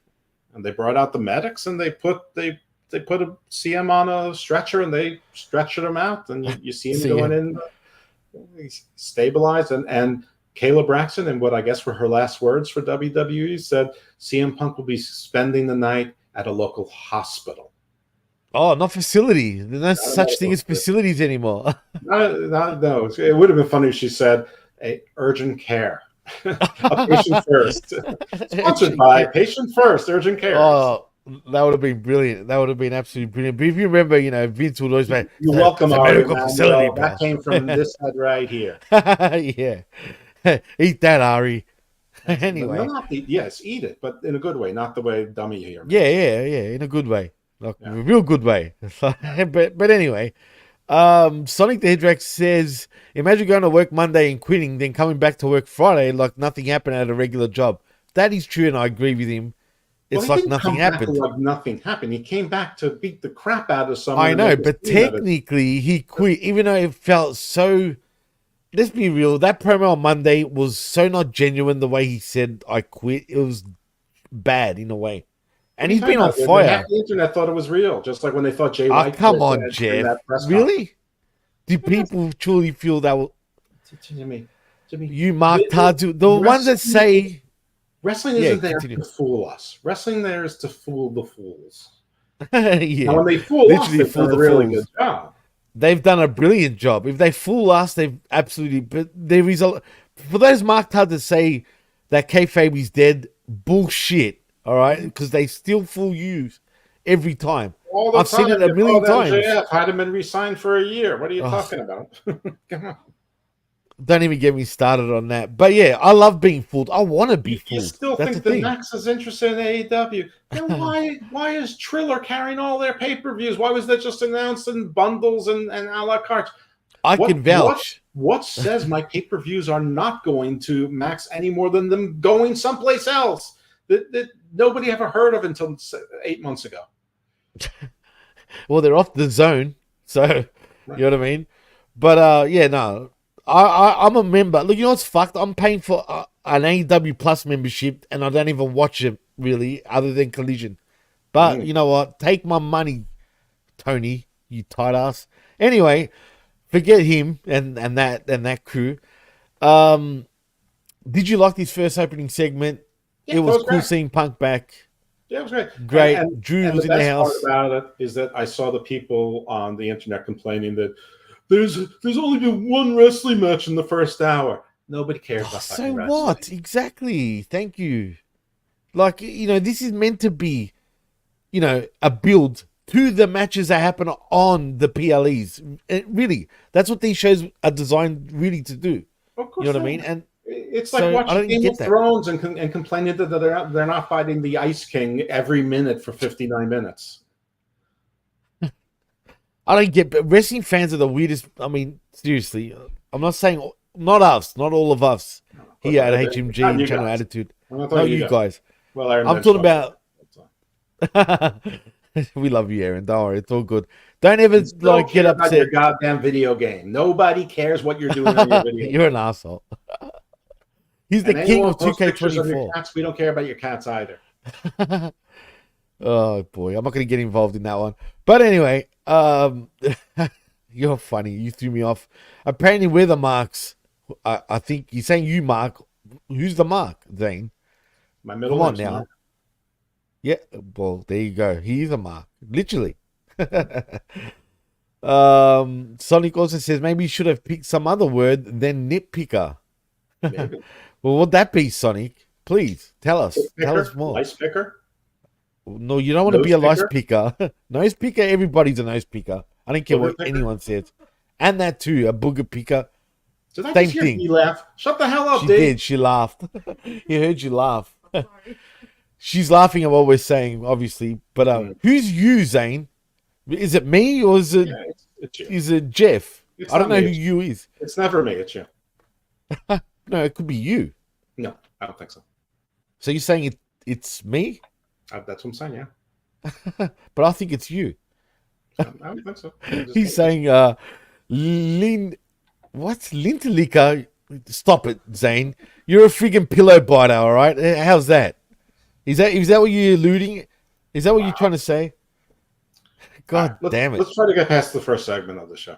Yes, let's. So anyway, Punk gets beat up, gets sent away, not to a medical facility, but to, what did she say? A hospital, right? Legit. You said a medical center. Well, no, hospital. Yeah, well, there you go. Hospital. No more medical facility like that Vince used to have a hissy fit about. Your local medical facility, actually, he used to want you to say. But anyway, that's not the point. So yeah, he gets sent to the hospital. I guess Monday night will be something to look forward to. But as we come back from commercial, though, we see Bianca Belair is getting ready when Jade Cargill rolls up to tell her she's going to work on getting them a rematch for their tag titles. Bianca says she's going to qualify for Money in the Bank and take care of business. Then they'll get their tag titles back as Belair makes her entrance, and that leads us to the first match. We also see Orton, Owens, and Cody, question their decision about leaving them behind, but he insists he has a plan. You know how it is. Cody's always got a plan. Yeah, he's got a plan. Spoiler. And he had no plan whatsoever. He had no plan. He actually didn't, to be fair. That is a spoiler. But anyway, speaking of spoiler, well, not really, but I was pleasantly surprised. Well, as he should. But you know what? Oh, look, I'm going to save it for the main event. But this first match, I was actually pretty happy with the outcome. And I'm talking... I think his plan was he thought that Lexus King, Ethan Page, and Shawn Spears were going to rescue him, but he forgot they were heels. Did you see the NXT? They're doing the Spider-Man. They're pointing at each other. That's kind of funny. That's got to burn Tony, surely. Yeah, but that's the kind of thing where I think that the lion doesn't need to concern itself with the gazelle. Like, why do it? It isn't that funny. Cody's a face. They're heels. Why do that at all? You don't need to. You're playing into WWE. Yeah, it's true. They are.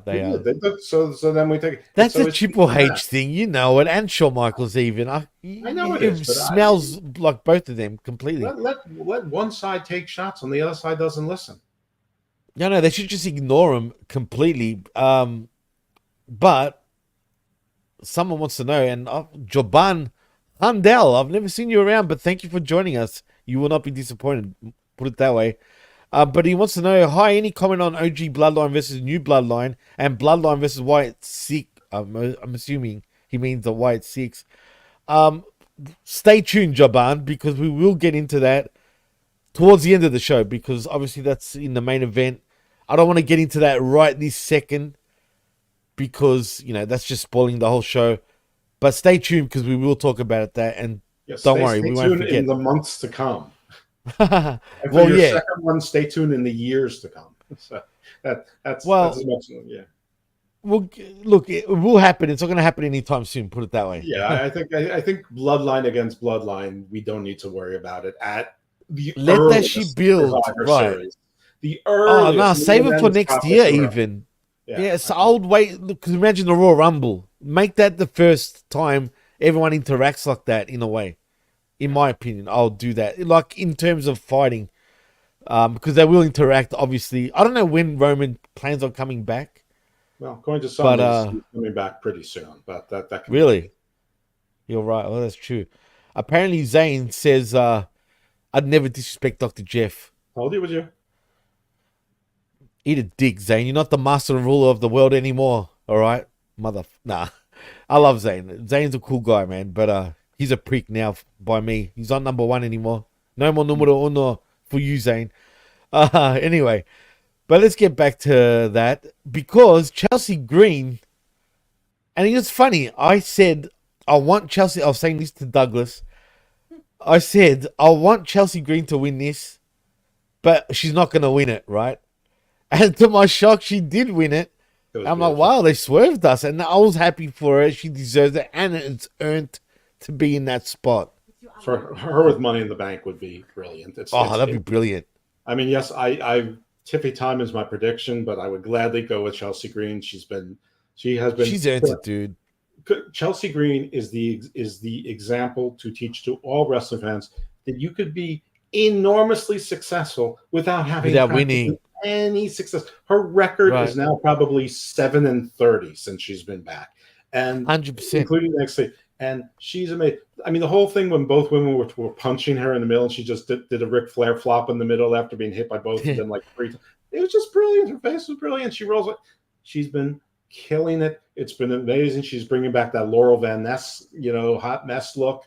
I mean, that's true. I mean, the song is even about her hot mess, character. When you think about it, that's what it says. No Piper was involved. No, the Piper not. True. I didn't think of that. You're right. It didn't occur to me. She probably stayed in Scotland to visit relatives and friends for us. Probably taking some time off. But this was great, and People are like, oh, Bianca's being buried. No, she's not being buried. No, she's in a different fucking story. not. She's in her own program, right? Exactly. And then and that's the way this was booked. Yeah, well, Michin is, I mean, she's good, but honestly, she's a little bit lucky she has a job because anyone could fill that role. She's definitely a good hand. She's a good hand. She's a very good hand. She's a good worker, and she'll have her time. WWE, they definitely take turns, and she's been a good sport about everything. She's been doing stuff in NXT. Right now, her main program is with Jada Parker in NXT. So her time will come, but and they'll find the right pairing or something. But yeah, this was for Chelsea, and it's magnificent. She is so entertaining. She's so absolutely entertaining. Yeah, you know why though, Jeff? And I've seen a lot of interviews with her, and now I can see how she views professional wrestling. She understands who her character is. You know what I'm saying? And he's cool. She doesn't care about taking loss. For her, and she says this, it's not about, I don't care how much I lose. I don't care, how people view me, because people complain to her all the time that you should be fucking, used better. You should be winning. No, those people that say that, you just don't get it, man. You know what I mean? They just don't understand. She's happy playing this role. And believe me, there's a payoff in the end. And this is her getting that, that recognition. And look, man, every wrestler should have that mentality that she has. She gets it. Trust me when I tell you, she understands pro wrestling very well. Like, she knows, and he's very well in tune. Far better than most. A lot of the men, even. I'm telling you, dude, she really gets it. She truly does, and she's happy, man. And I respect her so much, and she's so good. Like I said, and she's a joy to watch. So I was pleasantly surprised that Chelsea won, because that's what I wanted, and by God, they gave it to us, and everyone was happy. The fans even popped to it, as they should. The fans popped for her. It was great. It's great. Absolutely. So we'll see what happens there. Zane thinks, or possibly that I've been saying, and this is Zane, that Chelsea Green would win Money in the Bank. I hope they do that. I'm not sure if she will win it. It would be great if she did. But who knows? I mean, look, WWE were trying to be cute all night with the way, you notice there's a pattern. Now that fool me once, shame on me at this point, because the next, we'll get to that actually. I won't jump ahead. The thing with Zayn is that I have always thought it's going to be Tiffy time. One, because she can say it's Tiffy time. B, because she has this it's a titty time, but seems to be Tiffy time. That seems to be solidified with Nia Jax. And one thing that Triple H has shown you that he loves, oh my God, is factions that have a lot of stuff. So you've got the Queen of the Ring, you've got the Money in the Bank winner, and at some point they're going to have tag team titles as well. And he loves it when there's a group that seems to be dominant for a period of time. So you got Nia and Tiffany. Maybe they'll throw someone else to be in the back with them. I don't know who's. Pick somebody who's not doing something important, but sort of looks like a badass that on a roster that could watch that back. Doesn't matter. And pick put Omos there. Whatever, doesn't matter. He's fucking Omos, man. Like I don't get how he's just not around. I don't know. I guess they've decided to just make him an attraction and put him on house shows. But he's not even that. Oh, has he been on house shows actually? Yeah, I think he was. You're right. Recently, you're right. Yeah, he's been doing the house show route and ambassador. I don't know. I don't know. I'd like to see him more or know that he's there, even if he's just someone's bodyguard. I think he plays a great dude. I don't hate on.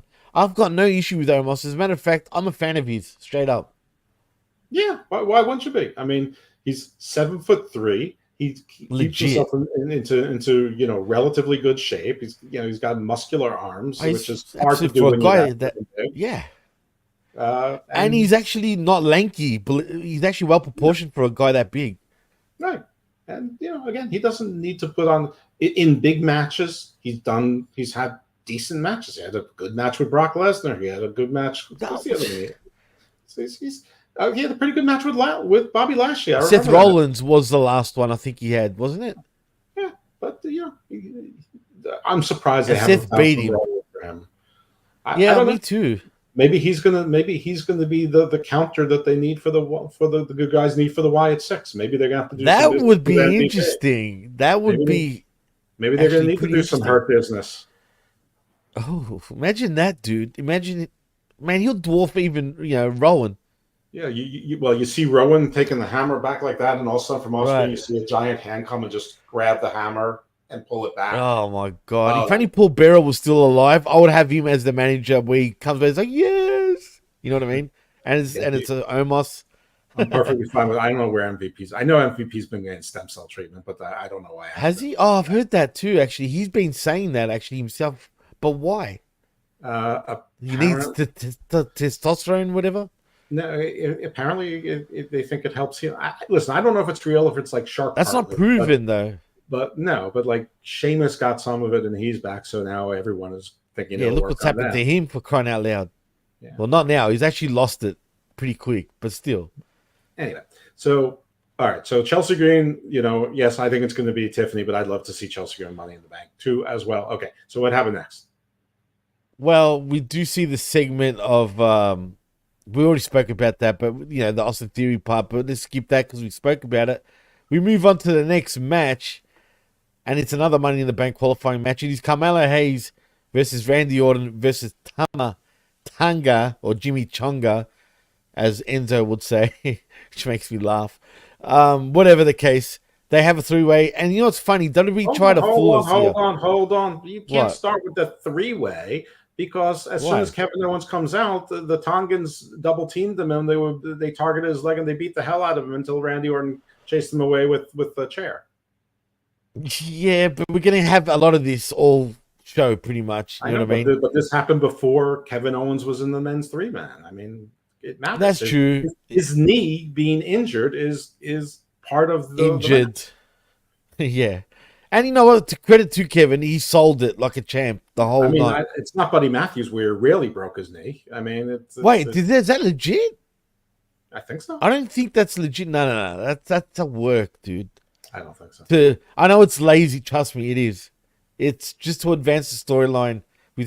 Believe me when I tell you that. I think they pretended that it was a work afterwards, but I don't know. I mean, nobody should actually listen to me because I haven't watched AEW in 6.5 weeks. No, I'm pretty sure it wasn't legit. Man, the way he landed, he didn't hurt his knees. Come on. Let's be real. But anyway, fuck that company for now. Right. We always get back to these idiots somehow, but let them play with their play dolls, whatever you want to call them over there. And their shitty storylines with the Bucks and Tony Khan doing nothing. I'm cool with that. But anyway, yes, like you said, do I need to elaborate a little more here? No, as a matter of fact, three-man match. Kevin Owens has a story with the Bloodline. Randy Orton has a story with the Bloodline. Carmelo Hayes really has a story with no one. So of course, right. But the way they did it, though, Jeff, the way they did it, did you notice we didn't see Mello's entrance? And it was done by design, I think, and I think it was done so you think that Mello has no chance in winning, and even that fooled me. I was expecting him to take the pin, right? But then I should have thought you expected the Mia Yim treatment, no entrance. Oh, yeah, that's what I'm saying. Oh, Mia Yim, by the way, has lost a lot of weight. I forgot to mention that. She looks weird, dude. She's got no ass, bro. Oh yeah. Anymore. I'm just saying. Listen, maybe she's just helping her husband, motivate. I was thinking that too, and if that's the case, good, because he needs it more than she does. Put it that way. He needs it more than I do. Even me. What are you talking about? Yeah. You know what I mean? Really. I'm concerned for him because he's disappeared. Lord knows, I don't even know what's happening with him anymore. But anyway, I just wanted to point that out. But anyway, yeah. Well, yeah. Does he have a Rolex, bruv? He's not in WWE, so he probably doesn't, bruv. Oh well. You know what he's got instead of Seiko in AEW? Yeah, I mean, look, it's a decent watch. But it's no Rolex. But I'm just saying. You know that Keith Lee probably shopped around and found one of those most practical. He probably got like an IWC in a lost sort of department. or Citizen, or he got Oh, Citizen or he got Casio, he maybe. got a Piaget because it had the time zones that he wanted. You know that he's not just about brands. You know, he did his research and Oh like, shit! yes, I would like the Hublot, indubitably. By the way, I have a Oh my Hublot god! also, and I Hey, they're decent. They're decent. yeah, and mostly because I like saying Hublot. Well, yeah, Hublot. Get it? It's like Hublot. Yeah, there you go. Anyway, but that's funny because I can French picture is it. useful. Yeah, Yeah, so but Carmelo Mello, Hayes takes the win over Randy Orton.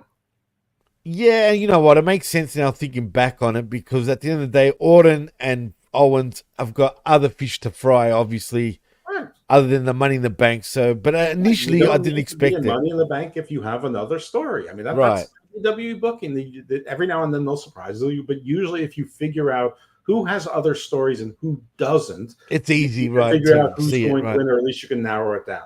Like when we were doing the Absolutely. women's North American title, that's what I did, and I narrowed it down because I had to be a face. I just got the wrong of two faces. I ended up with Lash Legend instead of Kulani. And And as that's you should, yeah. really. I mean, Lash Legend, it's easy to, to go that route. So, I yeah, just thought it's not Kulani your was a fault. little bit of a rookie, but whatever. It's Yeah. developmental, and sometimes that's what it's about. But it's whatever. But that's how you analyze WWE, and most of the time you're going to be right Right now, for sure. And I just want to point out that, because wrestling's supposed to make sense. right, and it absolutely did make sense. Actually, Which the is whole show why was its new well. stuff is a little polarizing because it doesn't quite fit into that wrestling's supposed to make sense. Because Well, that's true too. the supernatural and horror is sort of a thing beyond, and sometimes the timing and the execution need to be right. Like you have to go full Ministry of Darkness and then stop that to to preserve it. You have to get it right. So. Sonic the Headdress says, Jimmy, did you really just complain to a doctor that you mad a woman wrestler no longer thick? Yes, he did. Yeah, I did actually complain.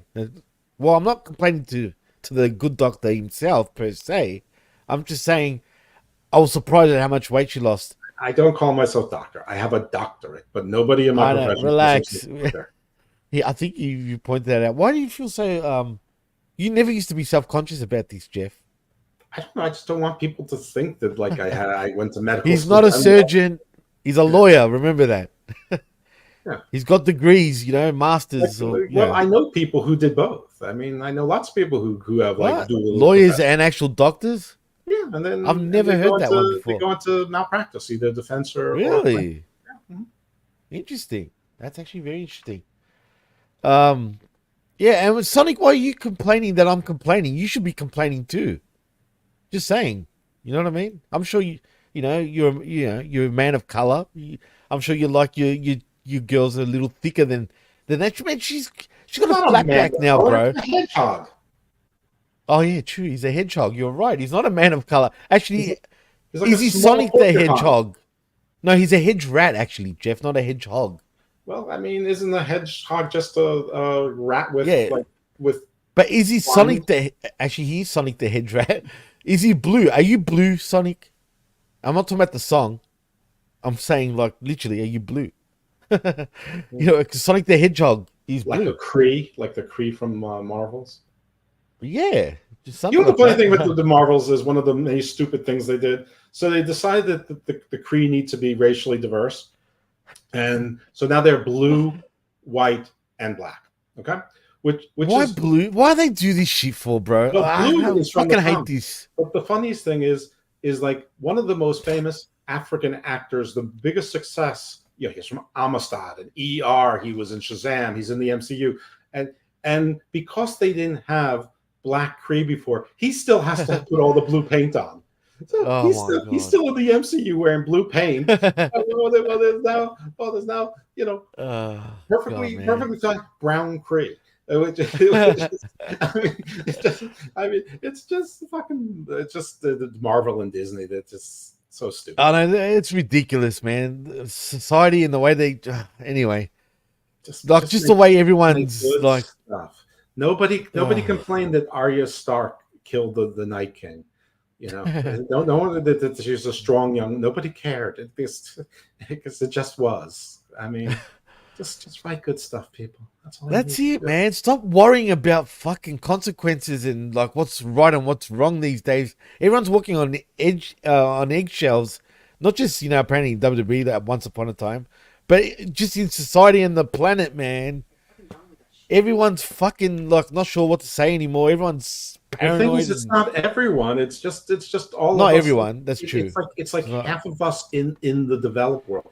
You go to. That's the real issue in the developed world, Jeff. Theoretically, I know a lot of people from a certain South American country. There is no political correctness. I wonder what country that is, Jeff. I don't know.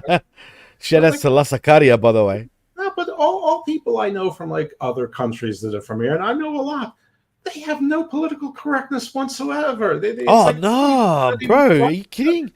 Go to Europe, particularly Southern Europe, or the Balkans area, and go to South America. Phew, they got no shame. What are you talking about? No shame at all, bro. It's like it's a descriptor. It's helpful. It's like I know all these people from Africa, and I'm like African American. It's like they're like I'm not African American. I'm African. It's like just call me black, dude. Yeah, I know. That's it. You don't have to exactly. They don't get you guys don't get offended over. It's okay to say, black. Jesus, that no one gets offended at saying that. Just call me black, dude. Sonic says he's Bew. Apparently, he's whatever that is. Bew. Oh, sorry, he meant blue. Okay. All right, so he's correct. He's politically correct, just quietly. All right. Well, speaking of African Americans, Mello steals the win and advances to the Money in the Bank. Money in the Bank, along with who else is in it? From the Raw side. Wait! Hold your horses. Relax. Relax. It's an all person of color Money in the Bank so far. Oh, it is. That's good. Actually, I didn't think of that. That's actually so what Zane, who's also African American. See, man, he's saying what? Like Austin, what? He's just giving us a chance. He's like a fan. He's just saying what in between everything we say. What? Before we move on, something wanted to say though. Nah, Doc, you're cool, but what's the point of knowing someone in a certain field or race if we can't rib each other? Thank you.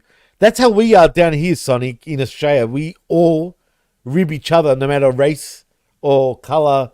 It seems to be more acceptable in that sense. No one sort of, like for example, I'm considered a wog in this country, which is like saying the N-word because I'm an ethnic. So, but we all take the piss out of each other.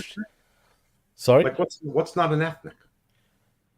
Well, technically, I'm not white Australian, right? Like I'm talking about blood-wise. I'm born in Australia, sure, but is British not an ethnic?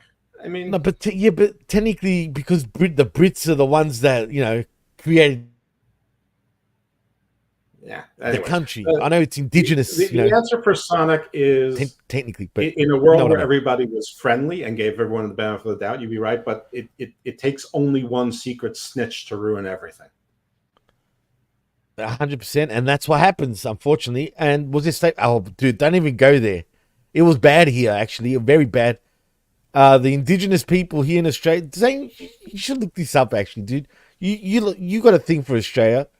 Look it up, dude. It's actually pretty bad with what happened to the indigenous people. Well, the indigenous people got treated, but there wasn't slavery was outlawed by the British Empire before Australia became a colony. No.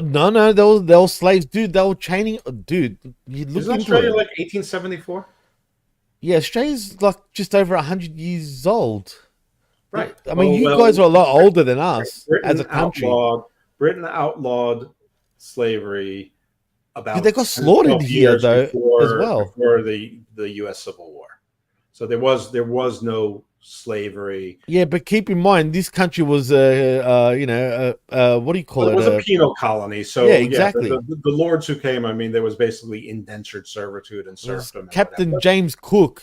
But listen. There's almost no comparison in certainly modern times to the transatlantic slave trade. Just the sheer number of people that died at sea in floating tenements. I mean, in and of itself is probably uniquely catastrophic. Well, put it this way: did you know the I say indigenous? probably There's because I more don't know what else Greeks. happened in history. But. Do you want to?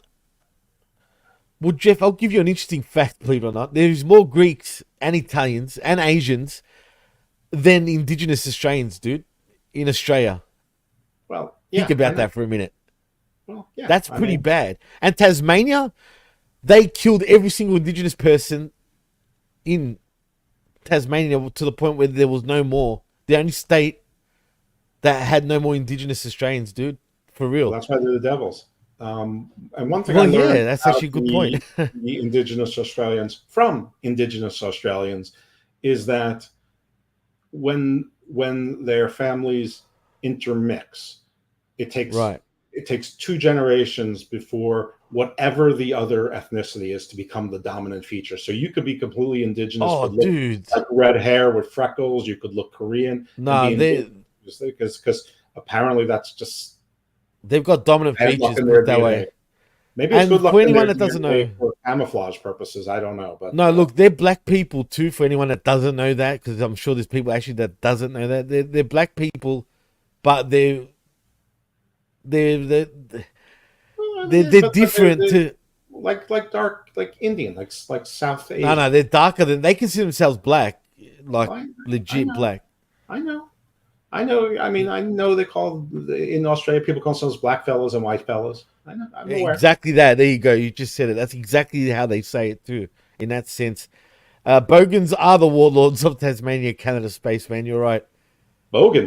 Oh, look who it is. Who's reality soap? God, look up. That's actually that's D. Actually, that is Douglas right there. Is it?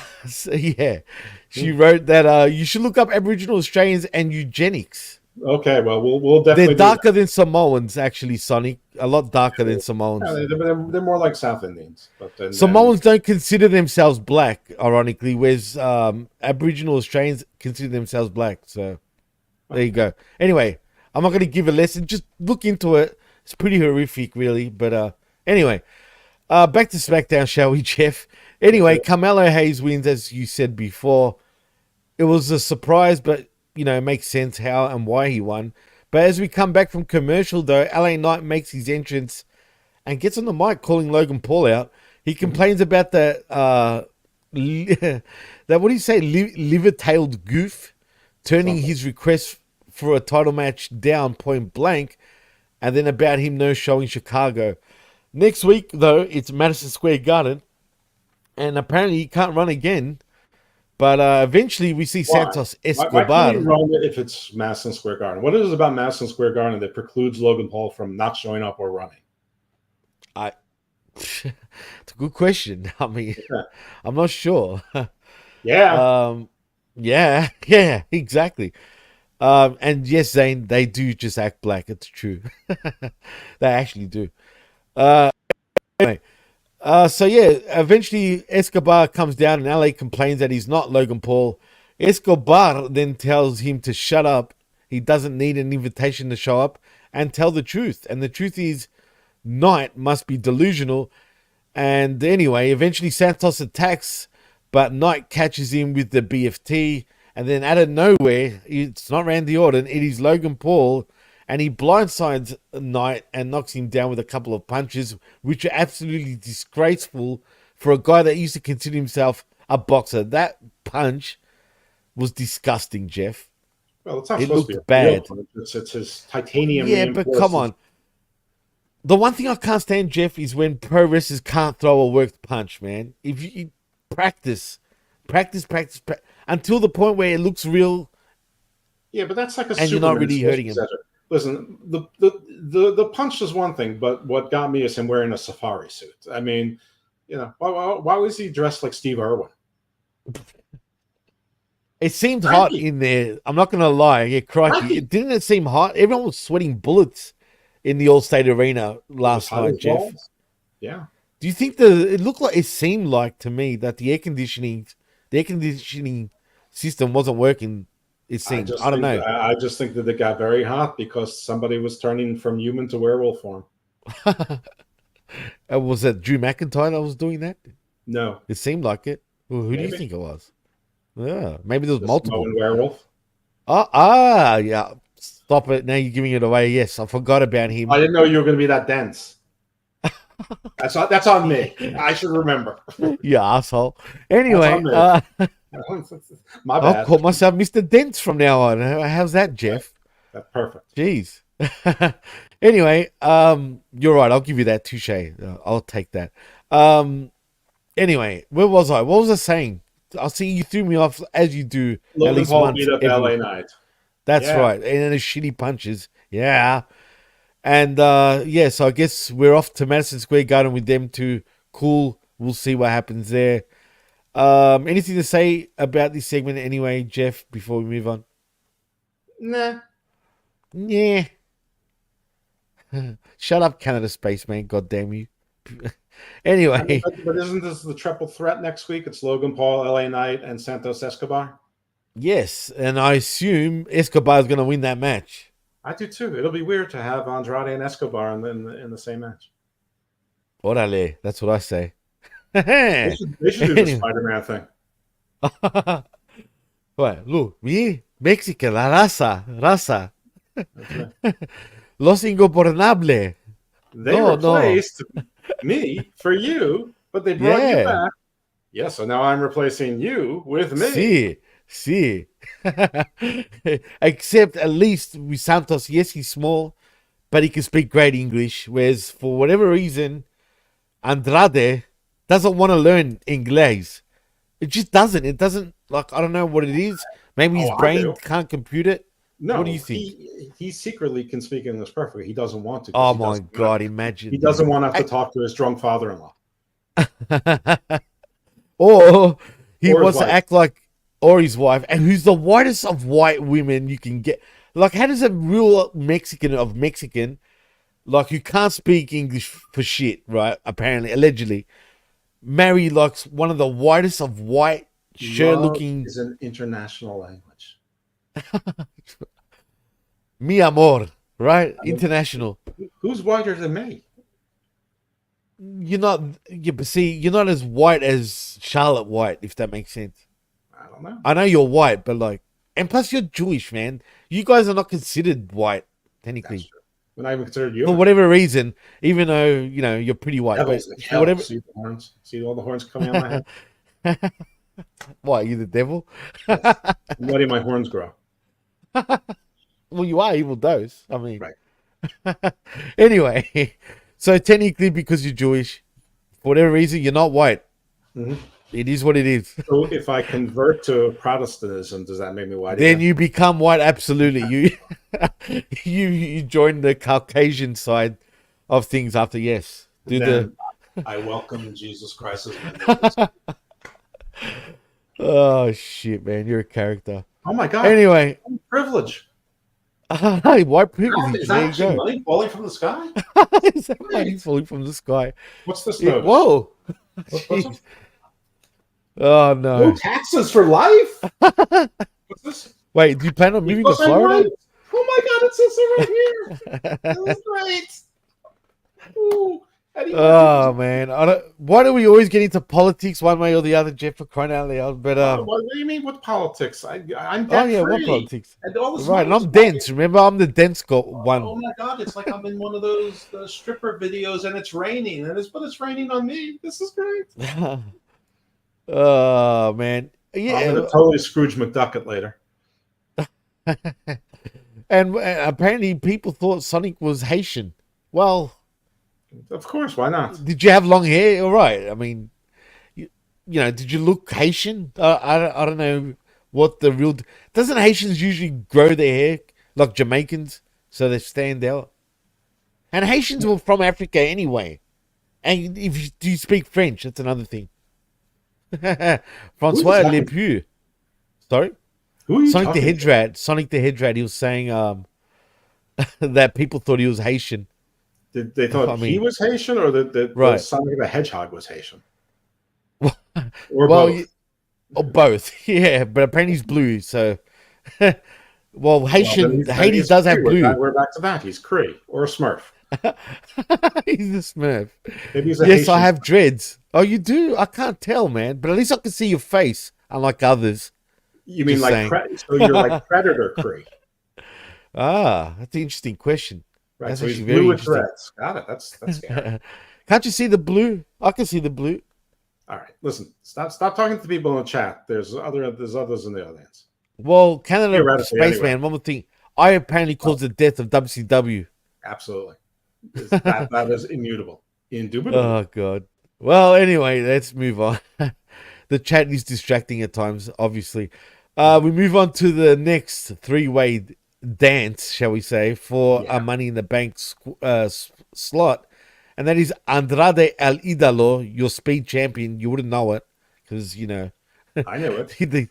I knew it too, but they don't More tell people you watch this. Speed on Twitter than watch all three of the AEW shows combined. Really? Are you being for real now? Yeah, but like with more 3 million people on watch that Speed shit. than watching AEW also. Yeah, well. Yeah, interesting. I haven't watched Speed yet, have you? Well, no. I'm not one of those 3 million people, but I don't watch AEW either. So I'm not contributing or hurting either. Well, that makes two of us. So, except I have to watch Collision, for that wreckage. But anyway, shame on me. Anyway, so I knew you're not, at this point, I said, WWE, you're not fooling me anymore. I said, Andrade is going to win this match. And what do you know? Andrade El Idolo does win. In the match. I did. I said Grayson Waller. Oh, no, I didn't. You're right. Yeah, Grayson Waller, my guy, apparently. You're Aussie icon. Right. He's such a douchebag. And, Kevin Owens. Clearly, Waller was never going to win. He's tag team champion. He's got a thing with Theory, obviously, and DIY. And Owens is busy with the bloodline. That's why El Idolo does end up winning.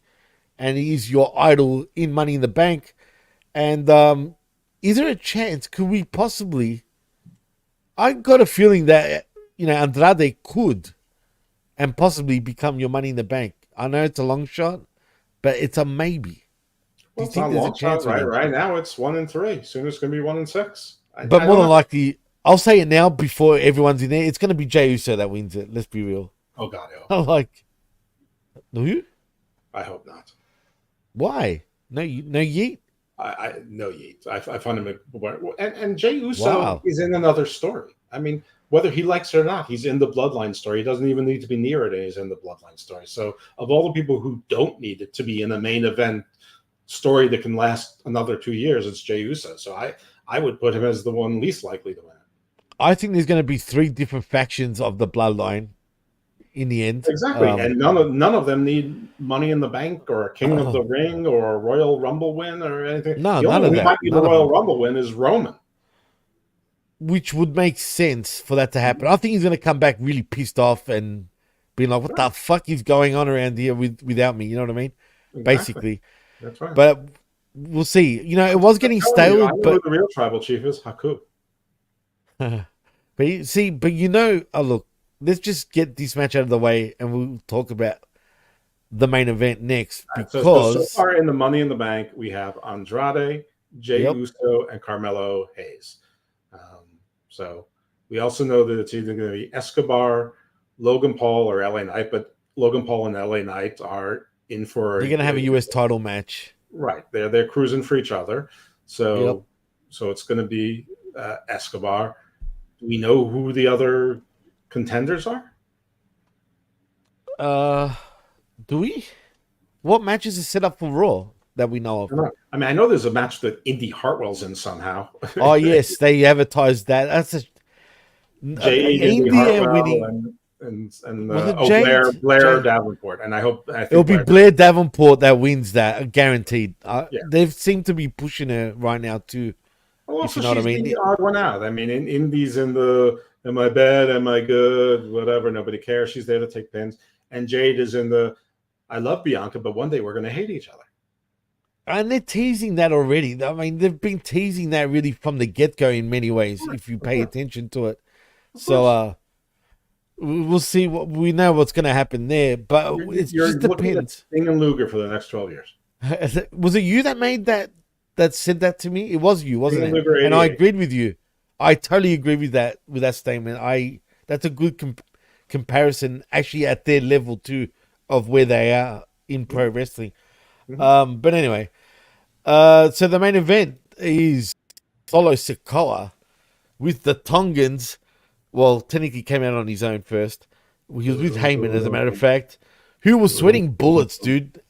But did you notice how when Heyman and Solo were interacting right before he walked out to the ring, it almost felt like he gave him the kiss of death. You know what I'm saying? You expecting something bad to happen to Heyman just by, he told him he loved him, which is odd. And Well, don't worry, everything will be okay. This guy gets a lot of grief on the IWC, and I don't understand. He's a lot better than that, dude. You didn't know what I'm talking about. Sorry. It's a lot of grief on the IWC, and he's gotten a bunch of things wrong, but he's gotten a bunch of things right too. His record is better than, say, Meltzer, for instance. And Zero News said Jacob Fatu is debuting tonight. I didn't look at the dirt sheets. Like I said, I was sleeping after SmackDown. After I watched SmackDown, I knew he was gonna. We all knew he was gonna debut. I just didn't expect. But everyone thought he was gonna come on the good guy side. Jacob Fatu isn't a good guy. No, he's a mean man. We're gonna have Solo Sikoa is going to be Caesar Sikoa, and he's going to have an army. He's going to have an army, and yes, at some point we'll be there. The Tongans, though, are already teasing. Like, you could tell they were going to turn on the Samoans. It's going to happen. You can tell that they're not traditionally. Especially by the end of this match, the way they looked at each other. Did you notice that? Tamatonga, yes, of course I did. Then they're going to get their brother back, and then they're going to feel comfortable again. Don't worry.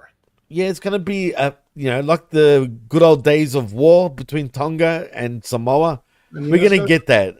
And they could probably get Jimmy saying, I'm sorry. Oh, and he bees like he's the old dog yeller, like the one that gets sort of, get kicked at the back of the shed and shot, if you know what I mean. Maybe not. Maybe he'll probably just go to Raw. No, I can see that. And he played that role perfectly in a way, I think. And you'll feel sorry for him too in some ways. I can see that. It makes sense because Jimmy is kind of fake compared to the others. Just skip to the end here. This was not really a match between. Nah, it wasn't a match. What match? It wasn't even a match. Yeah, they had a match for about 3 minutes. The Tongans I was pissed the way. Right. But when that happened, I was like, what the hell's this shit? But Jacob saved it, obviously. Yeah, well, Orton and Kevin Owens run in. Kevin Owens limps in. They beat up all the Tongans, and Solo Sikoa gets up, realizes he's alone against 3 people. He begs off in the corner. And then he starts laughing. I'm like, what the hell? He looks up and he starts smiling. He's like, what's going on in Solo's mind? I'm like, look at this guy. He's fucking, how cocky can you be? I'm like, why is he laughing? Yeah. And then Jacob Fatu comes in. They're like, oh my God, that's Jacob Fatu, the family member who's so dangerous that the family doesn't want to associate with him. And Jacob Fatu, he's been in jail. That's why. But yeah. He's beating the crap out of everyone. He puts Cody through. He looked great, dude. I really thought that was a great debut, except I think he hurt Orton a little bit. Did you see the spot where he, through the barricade? And I was like, I cringed about his back, dude. That didn't look good. Nah, he's fine. And he did a splash on Cody from that was a great splash. Turnbuckle onto the table. And then the Samoa, the bloodline, they all got together. Samoa. Yeah, that's right. They may not. That's what they say. Yeah, I guess they're going to just be the Polynesian. No, look, this is obvious. We're going to have the Fatu faction, the Anawahi faction, and the Tongan faction. Yeah, how many people you think are going to be in this thing? You think they're going to get? You think there's going to be another? Possibly. I mean, it looks like they're going that route. I mean, they're teasing. Zero Fatu's coming. Hikuleo's coming. That's what I'm saying. They're teasing. They're teasing, and it's all blood. Like, think about it, right? I know the Tongans technically are not blood to the Samoans, but if they bring their, Hikuleo in, that's their own bloodline right there in the Tongans, right? So you're gonna have all these family. It's family feud, Jeff. In professional wrestling, you're gonna have Rikishi and Haku as wise men. Oh no! If they would, do you think they'll go that far though? Haku, I'd love to see that. I hope so. But if you bring Haku, then you need to bring in, Rikishi. You have to. Yeah, I And just want then to see Haku not say anything, and everyone somehow understands what he's like telling. play like the Meng sort of character where he Yeah, just but talks he gibberish. just looks at them and they nod and they do instructions. They all fall Elaborate down like, instructions. oh They knew no. exactly what he meant just by different looks. The only thing is, though, I think Solo could be the Caesar, like you said. I don't know if he's going to stick with his family, dude. Well. Listen, Caesar was lauded. He became emperor, and then he was betrayed. I mean, this Yeah, is I the see whole. that. He's It's perfect for that role, too, man. this is a whole new story, and yes, everyone wants it to happen yesterday, but this is going to play out over the next 18 months. It's not. Oh, easy. And take it slow now. Like, just let it build even more because now we've got a significant sort of progression. Because at one stage, just be real, the last few weeks, it was kind of the same. It was on repeat. Every week was kind of on repeat Last week's until SmackDown now. was pretty disappointing as for a go home show, but Oh, it was shocking. And the Scottish crowd didn't even impress me for some reason, they which were good the is next sad day. because internationally, the crowds have been on fire until this point. I felt like Well, they were a bit, they made up for it the next day. They were great at Clash. yeah, compared to SmackDown, definitely. They were savoring their voices. You think? Yeah. Yeah, but for example, the French, though, they were just as hype on SmackDown as they were on Backlash, for example. You know what I mean? And the Saudi crowd have been the shittest so far internationally out of all of the international shows. They don't do it for me anymore, that fan base. It just, ugh. Okay, well, listen, we know For about you me. and Indians.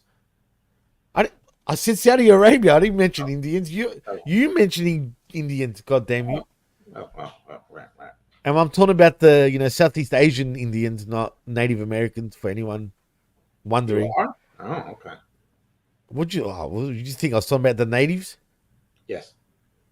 Don't get me any more heat, please. I don't need more heat, Jeff. I don't need the Native Americans against me too, Jeff. But let's be real. If you got beat up by a little Indian guy from India, would you show your face ever again? And he's like, fuck you, Jeff. You kick my dog, I bash you. I don't know. I just saw the movie Monkey Man, so maybe if I got beat up by that guy, he's a pretty good fighter. How about the Nash? The action star from Bollywood? Sure. The Nash. What?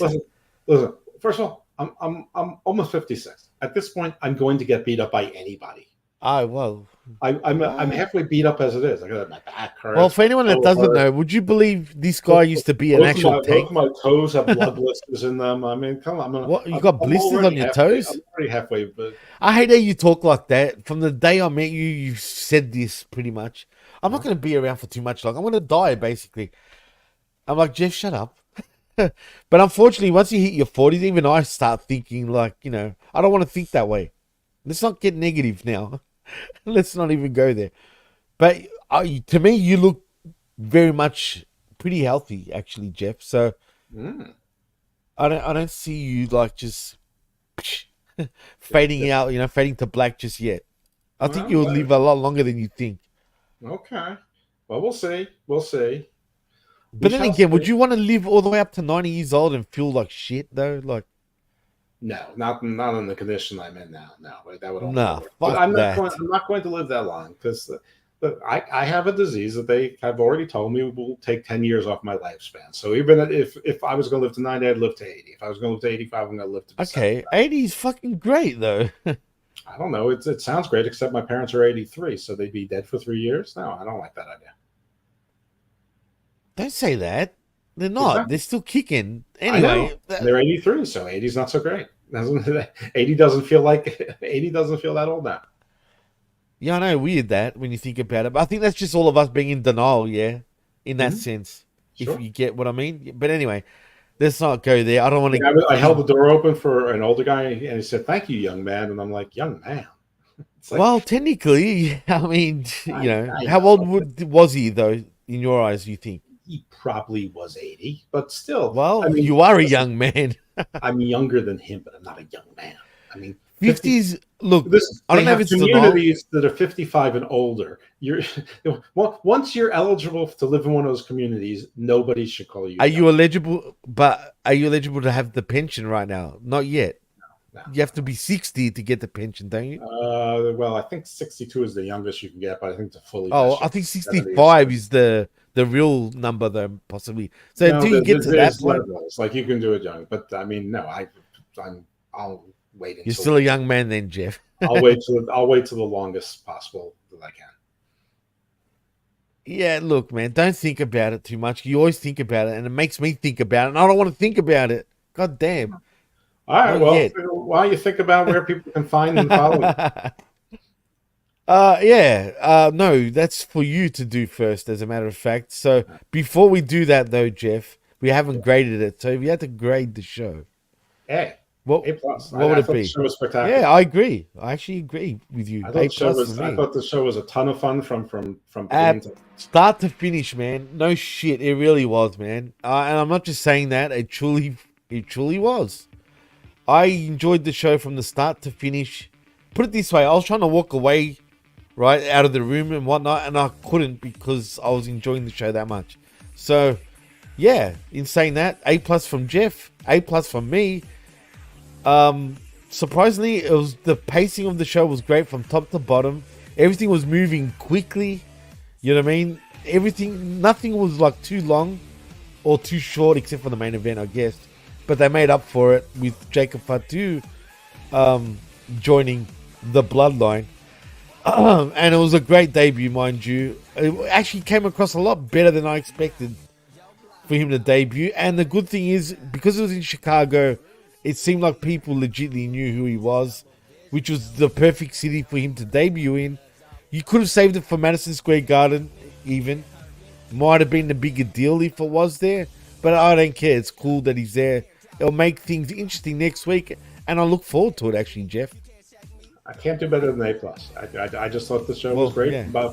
This has actually been a really good WWE. I thought Clash of the Castle was good. I didn't think it was great, but I thought it was good. Raw it wasn't great. Good. You're right. NXT was a lot of fun. And SmackDown was just a ton of fun. I mean, it was great. So, wrestling was good this week. Not watching AEW makes my life a lot better. And there you go. Well, Cold-Blooded, before we go, he says, I wonder if people were pissed that there wasn't any Wyatt follow-up. They could have been off the air for all we know. Yeah, maybe. I don't know, though. How could they be pissed? Because you got a near-perfect wrestling show, and Wyatt 6 are staying on Raw where they should be. Right, no, for sure. I'm just worried. Our Predator, Kree, Haitian, Sonic. Sonic the Hedgehog? I mean, Hedgehog? Hedge Rat, sorry. Interstellar Soldier of Fortune. Oh, man, yeah. I am relaxing and I am vaping. I'm cool, don't worry. Voodoo Papa Man. Yeah, he's Haitian, too. No, you got to speak French, Jeff. He's not Jamaican. God damn it. They don't talk like this, man. It's all in they say, yo play putil yam. It's French for yam. Sorry? I understand. Jamaican is more English, Haitian is more French, but it's all in the same Creole. It's all in the same Creole languages. That's true. Including, look, like the West Indies, all right? How's that? Pasqua. Pasqua. I don't even know how to talk Creole, but I know it's a hodgepodge of shit. And it's just all sorts of shit. Like, you know what I mean? I wouldn't even bother trying to learn it. He goes, I'm American. Wow. Yeah, well, you are. It's got to be tough being a Kree interstellar soldier of fortune in America. Oh, yeah, it's true. I mean, it's a jungle out there, Jeff. Come on. But in saying that, yeah. In saying that, though, Jeff, tell them where they can find you and what's happening this week in the world of Dr. Jeff Lippman. Well, I think we talked about plenty earlier, but that's true. If you want to follow me on the X, I have 2 accounts: Evil Dose at and at Icarus Fell MD. So you can follow me at both if you like. And I already told you about the podcast I'm on, and the only other place I guess you can find me other than here is occasionally on Unpopular Review, where we do the Raw review show, which I think mercifully we're moving to Tuesday nights at 7, as opposed to either doing a Raw watch-along show or a review show after Raw, which is killer. So I think Tuesday nights at 6:30 or 7, we're going to do it so that we can, not compete with NXT, which I think is good. So, so if you want more of me on Popular Review Wrestling, you can find that on YouTube, Twitch, Twitter, Facebook, anywhere. Anywhere. But like I said, the only thing I really care about is Garden of the Doom, and you get Garden views with it. So there you go. But you don't say that, Jeff. Whatever, that's on you. I'm always honest with the people. I might be wrong, but I'm honest. Actually, you're right quite a bit when it comes to wrestling too, so I'll give you that. But just the fact that you're sort of like, fuck the Hammerlock Hangover is like kind of funny to me. But it's on you. That's up to you, bro. Yeah. I mean, but you still do it. It's still there, and you can check it out on anywhere where you guys, download your podcasts. It's not on YouTube, right? We're going to record it this weekend. We're a couple days late, but we'll get around to it. And it's usually a mixture. If it's not you and Steve, it's you and Ron. Ron, that's it. He also loves Sonic the Hedgehog. Actually, they could be friends. Wait, do they know each other? I don't know, but they should. He's at Graham Poobah on Twitter, or Bad Guy Jack on Popular Review. I don't think they know each other, but well, Ron is fantastic, and he loves Sonic the Hedgehog. Well, actually, I think I knew that too. Yeah, actually, Sonic, are you a Sonic fan? Is that why you call yourself the Hedge Rat? Why not the Hedge Bat or something?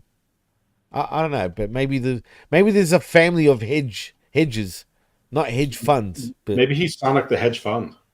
That's what I was saying, the hedge fund.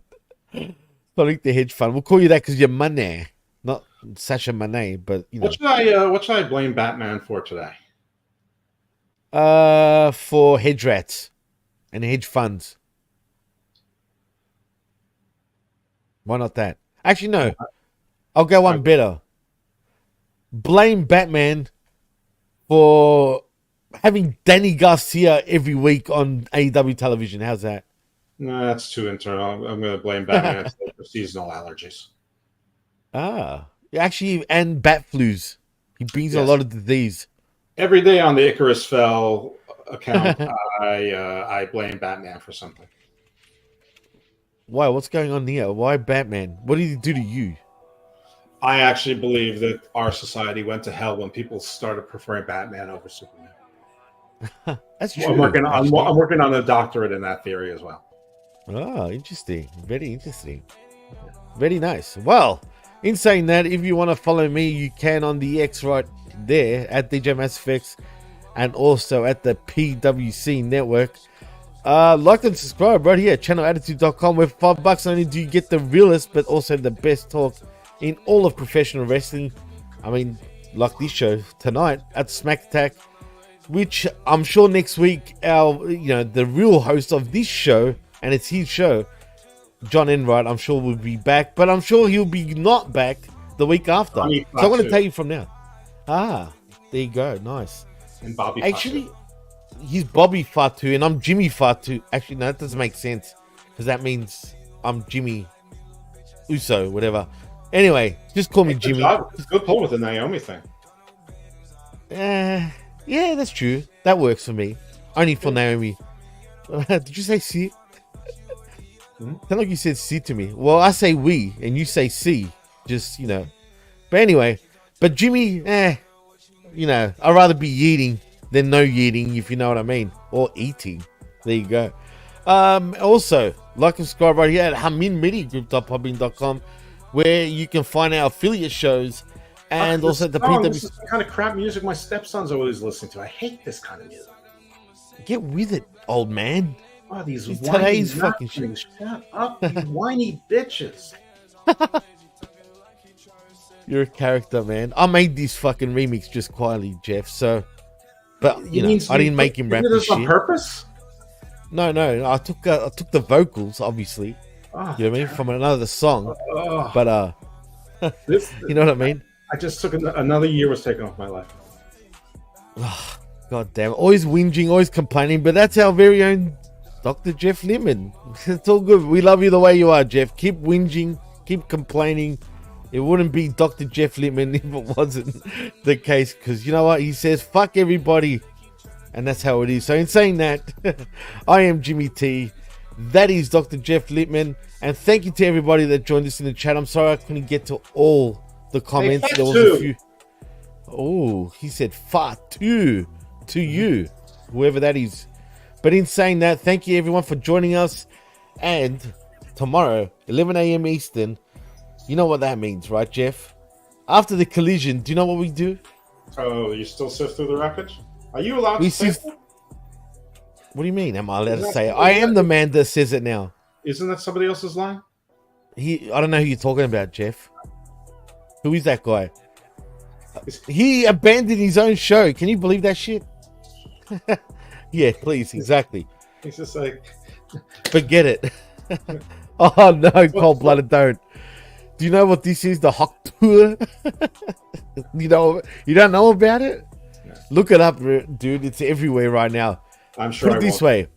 Apparently, this particular hot tour woman thinks that's what men love. They love getting spat on their doodle. Yeah, that's what's freaking. I'm not kidding. That's what Cold Blooded is referencing to. That's why I laughed. It's gone viral. I don't know how you don't know about this, Jeff, or you, D. Because I am an antivirus. I am the core for everything that's viral. Oh, if you see the video, you'll laugh because that's what she says. Like men love, when you just. I don't know about this. Cold blooded. My white privilege. Ah, there you go. Well, it was a white girl that actually said this, by the way. It doesn't matter. As a white man, white women hate me. Well, Latinas don't. That's a good thing. And as a matter of fact, if you fuck around with this particular Latina, you're dead, Jeff. That's right. You know that.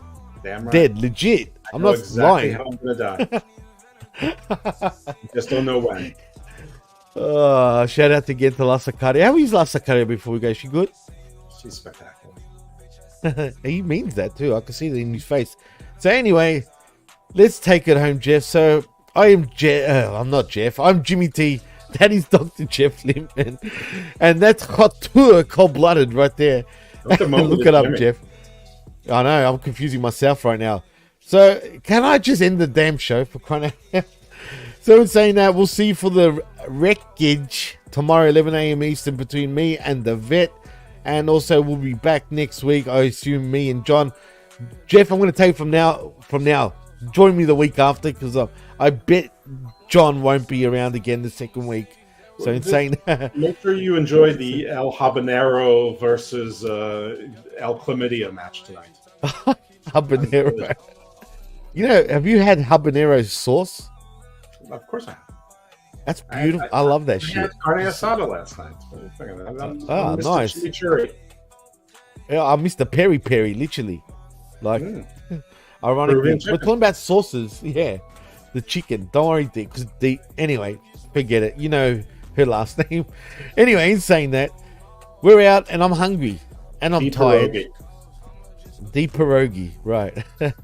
Not Kishalgi. Pierogi. So anyway, can I say bye? Bye. See yous. We'll see you next week. Toodles. Peace. Toodles. Exactly.